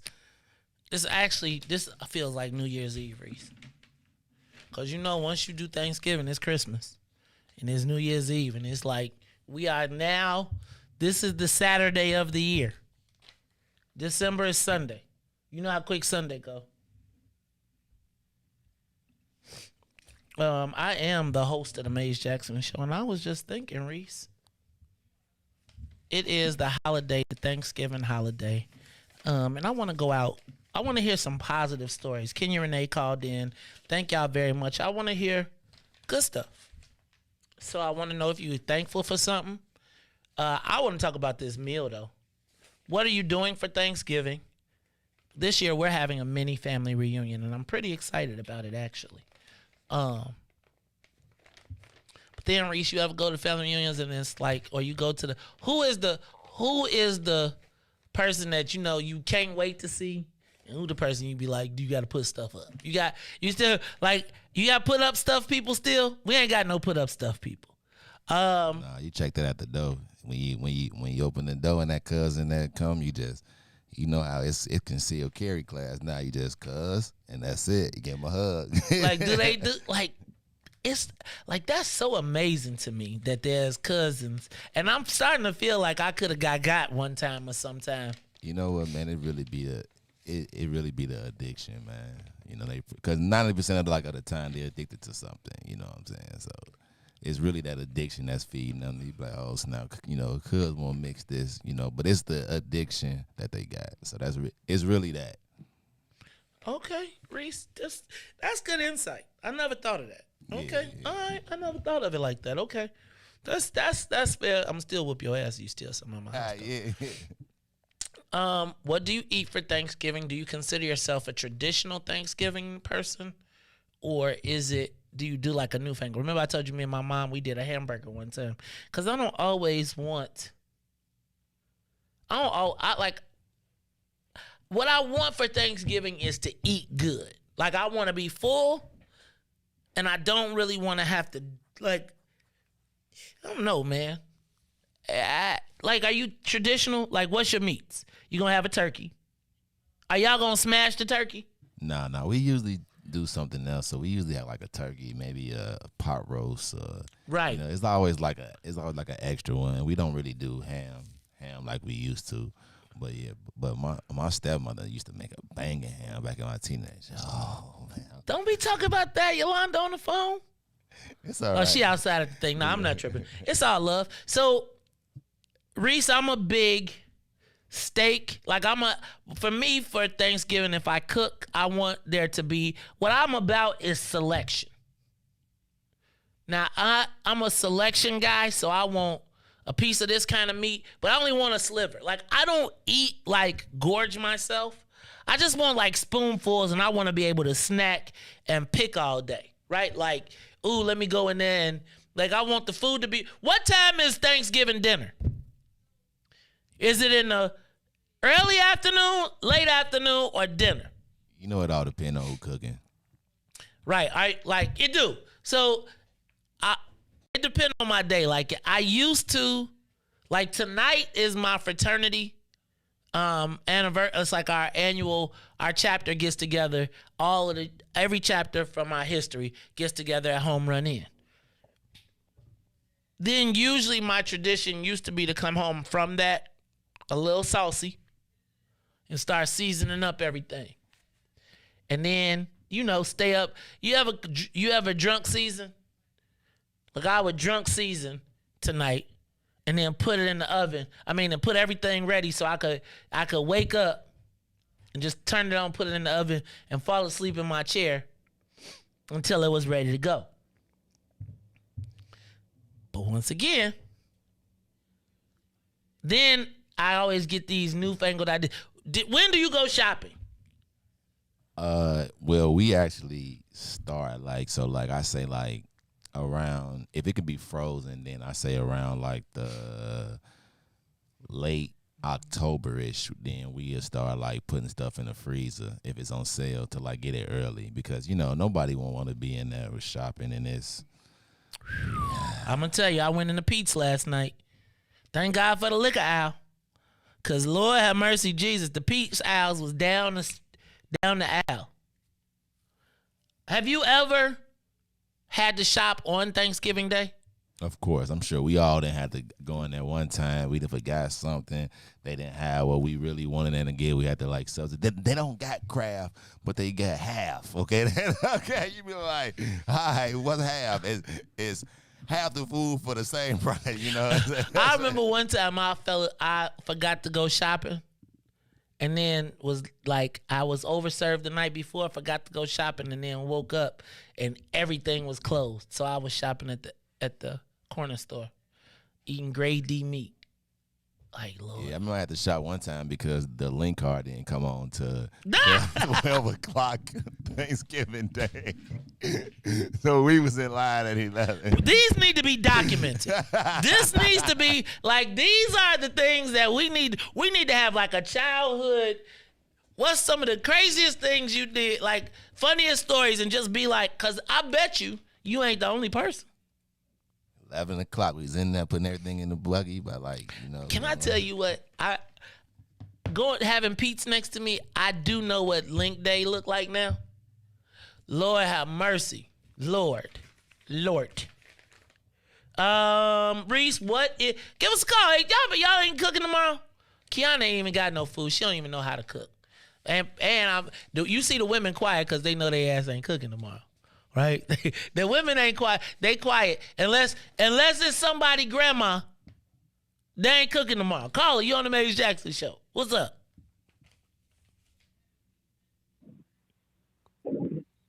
Hey, shalom. Just Jake. Okay, Jake. We not calling it Thanksgiving, dog. I'm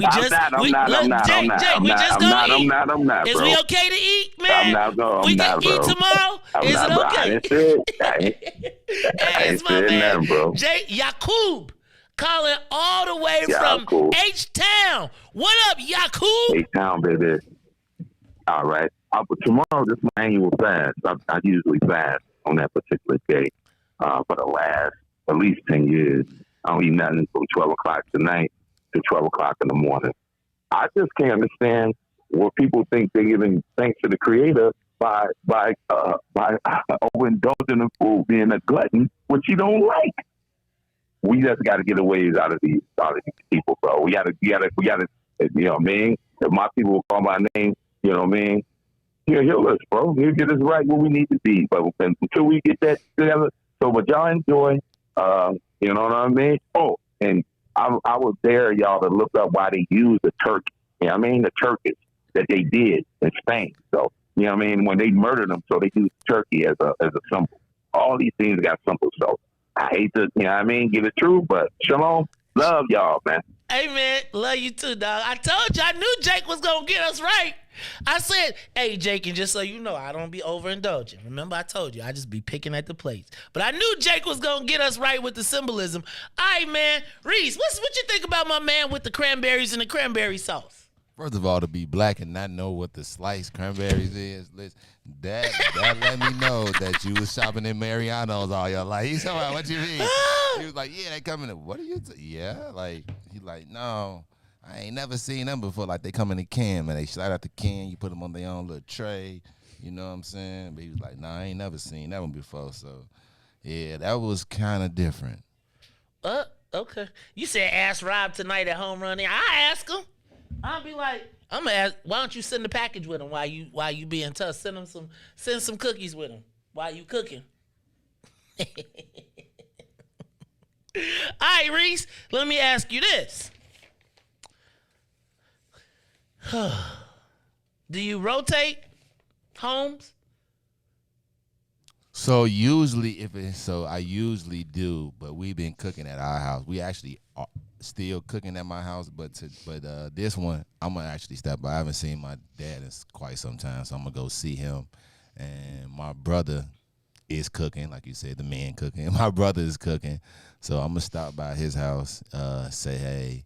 And I'm gonna see my grandma. So yeah, like I'm gonna rotate. So I'm gonna grab a plate from each. It should last me till like Saturday night, and then I'm done with Thanksgiving food.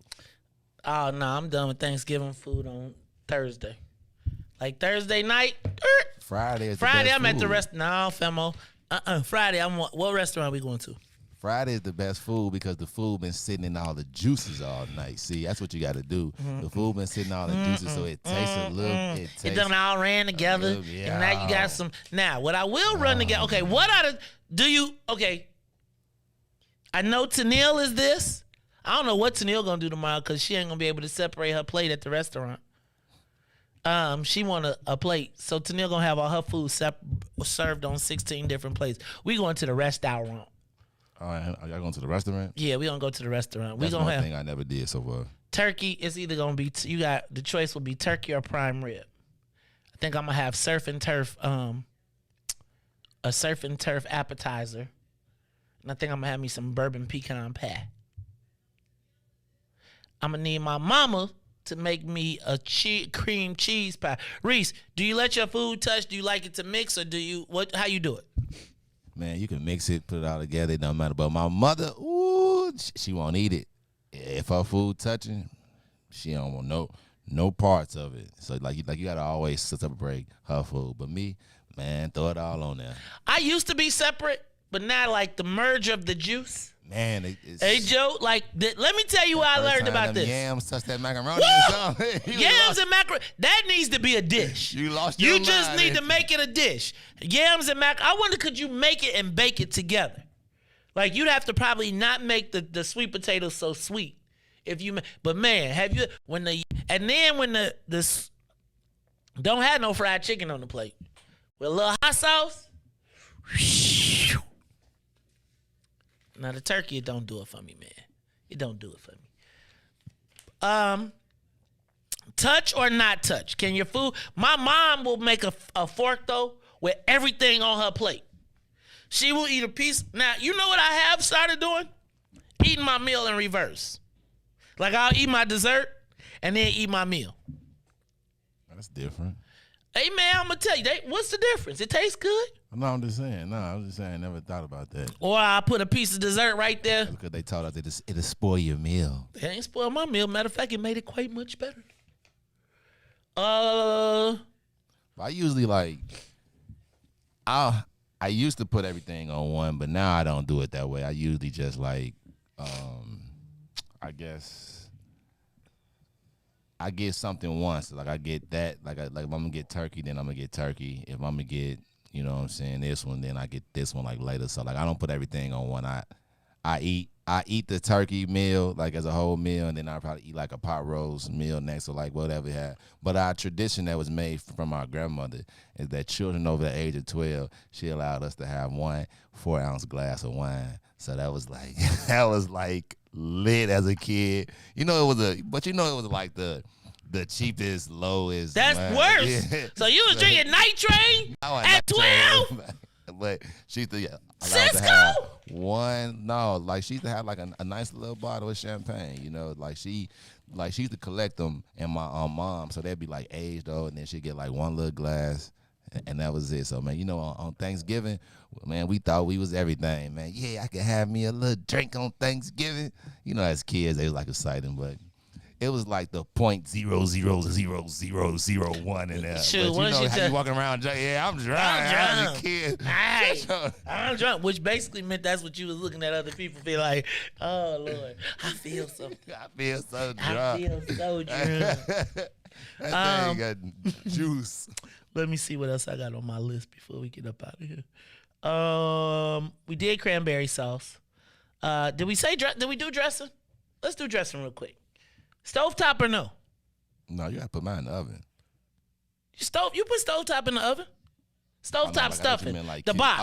Oh yeah, for sure. I feel like stovetop is the base. Like, I don't really like all them other, like, if you ain't got no stovetop, but you know what I hate? I hate the boiled eggs in the stovetop. I hate when I put the royal, like, I hate to see the little, like, because the boiled eggs turn rubbery. Oh, like, Kiana said she got oyster dressing. I said fish, y'all was like, what you talking about? And can somebody tell me what the sardines and crackers was about? Sardines and black coffee was about yesterday? Because it was all over the internet. I don't even like sardines. I don't now because it make my gout go up. Sardines is a gout activator. So, all right. This weekend, you all, who says stovetop is a no-no in black households? You better, what black household you talk about? I start with stovetop.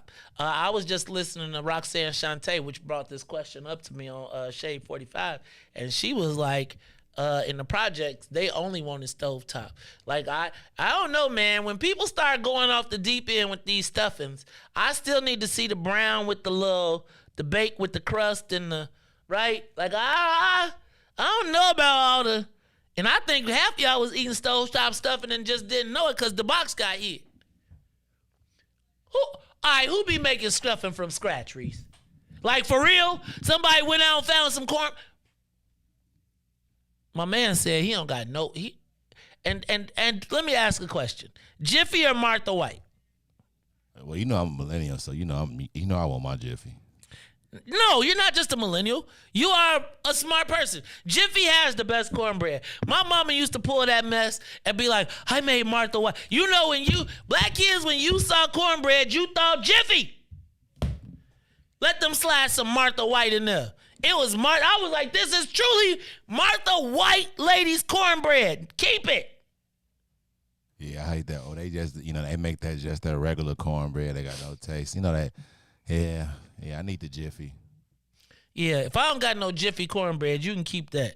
You can keep your scratch. You know, I'm starting to like the jalapeno cornbread, but it's funny to see all the white people like at the barbecue restaurants be selling cornbread. I be like, this ain't nothing but some Jiffy with some daggone jalapenos in it, but it'd be funny because they be trying to play it off. Like, you ever had stuff that we've been eating for our whole life and white people be like, look. I went to this place one time called Honey Butter Chicken, and they were like, we came up with this was, and it's like, it's lines out the door, people down, Honey Butter Chicken. What happened was, we were making chicken, and the honey from my Popeyes biscuit touched my damn chicken, and I was like, by gosh, we've got it. I'm like, dude, we've been going to Popeyes forever. Did you see Atlanta? This last week, Atlanta? Nah. With the Popeyes across the street? Nah. Y'all got to see Atlanta. Atlanta got super deep this year, but it was really funny. Anyway, y'all, this is the Maze Jackson Show. Reese, this is our holiday edition. Ain't nobody bring us no plate. I'd also like to encourage you all.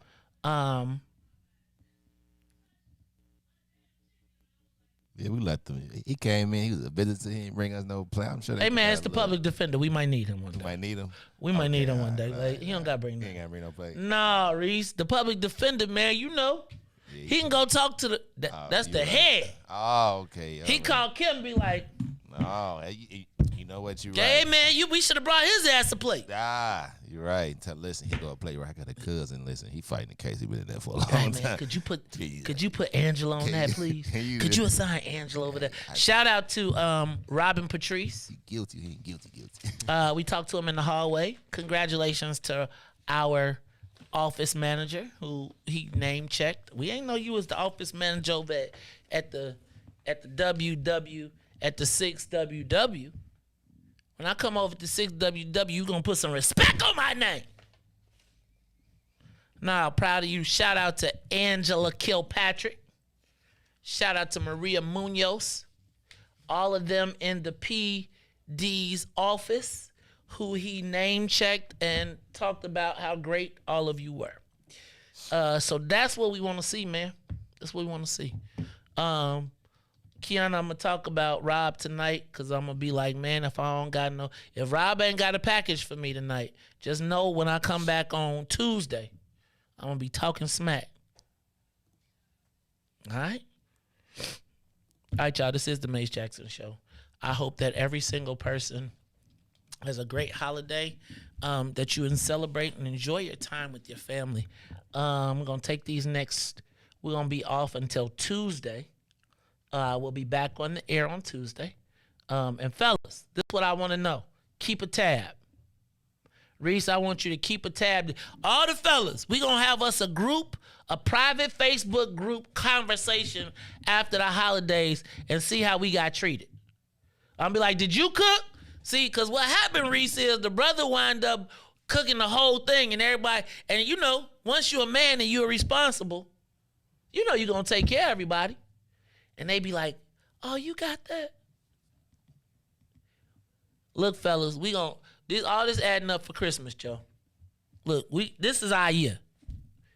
This year, we keeping tabs. Reese, I want every man to keep a list. If you had to if you had to make your plate, if you had to cook the meal, and if you had to do sides,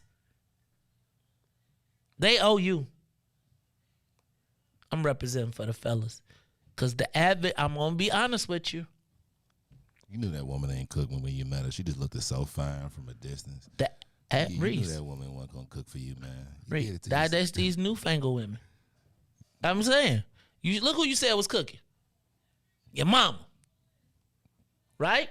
That's right. And I'm telling you, once we started with once men started with the fried turkey, the women just escaped the kitchen on Thanksgiving. They did.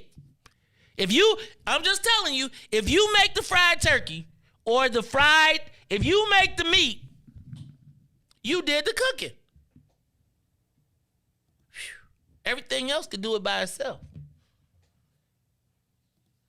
I'm just telling you, Reese. But you know, they don't give us no credit. They just be like, that's what you're supposed to do. That's what you're supposed to do, man.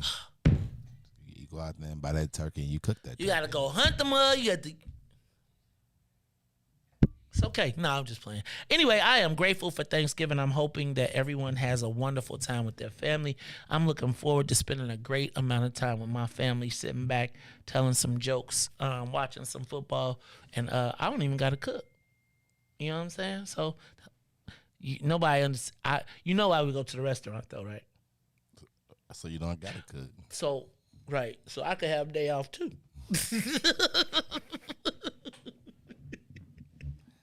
Yo, man. A chef one time, man. You gotta hire you a chef one time, man. Hey, man. Yeah. It's all work. That mean I got to go work harder. That mean I got to. If I hire a chef, Reese, then I got to get another job. I got to get a new client. I'm a hunter. I'm a gatherer. No, I'm just playing. Look, man, I'm just telling y'all.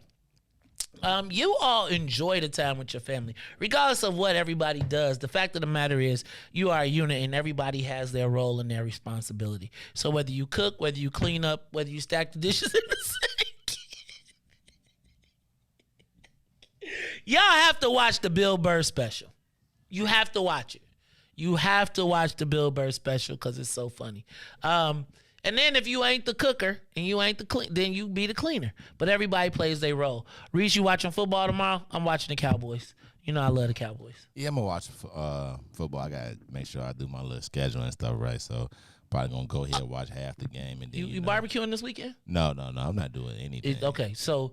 Oh, you know what? Yeah, my restaurant opens. That's what I'm saying. Saturday. I told y'all should have put some turkeys on the grill, Reese. You could have been cleaning up today. You could have been leaving right here with 20 turkeys on the smoker. You could have been tonight.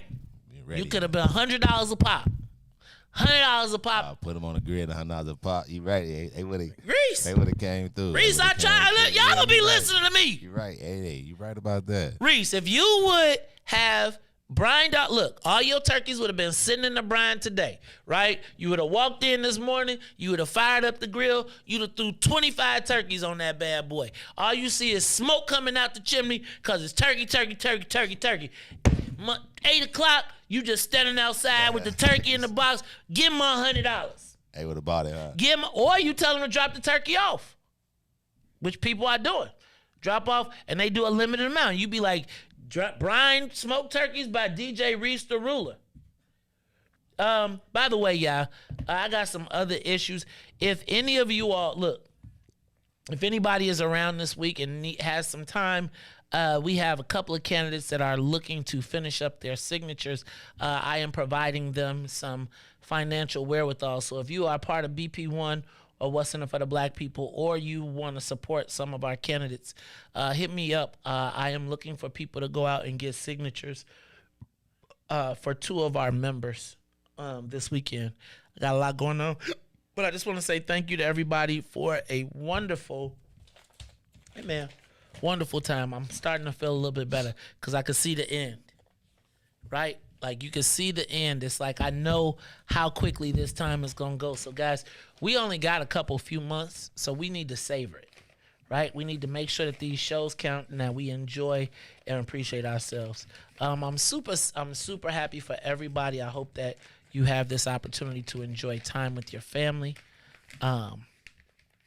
your friends, that you get some rest, relaxation, and really take some time to think about the things that you are thankful for. Here on the morning show, oftentimes you could listen to it and think that the world is not, that everything is wrong. But I got to tell you, it's so much good in the world. It's so many great things for us to enjoy. And Thanksgiving, not this Pilgrim Day, but this day that we tend to celebrate with our families and have time to spend with each other, should be savored, right? And so let's do it. And whether you celebrate the day or not, make sure that you enjoy it. Can I tell a new era? I'm a little upset. I saw Eric on the grill.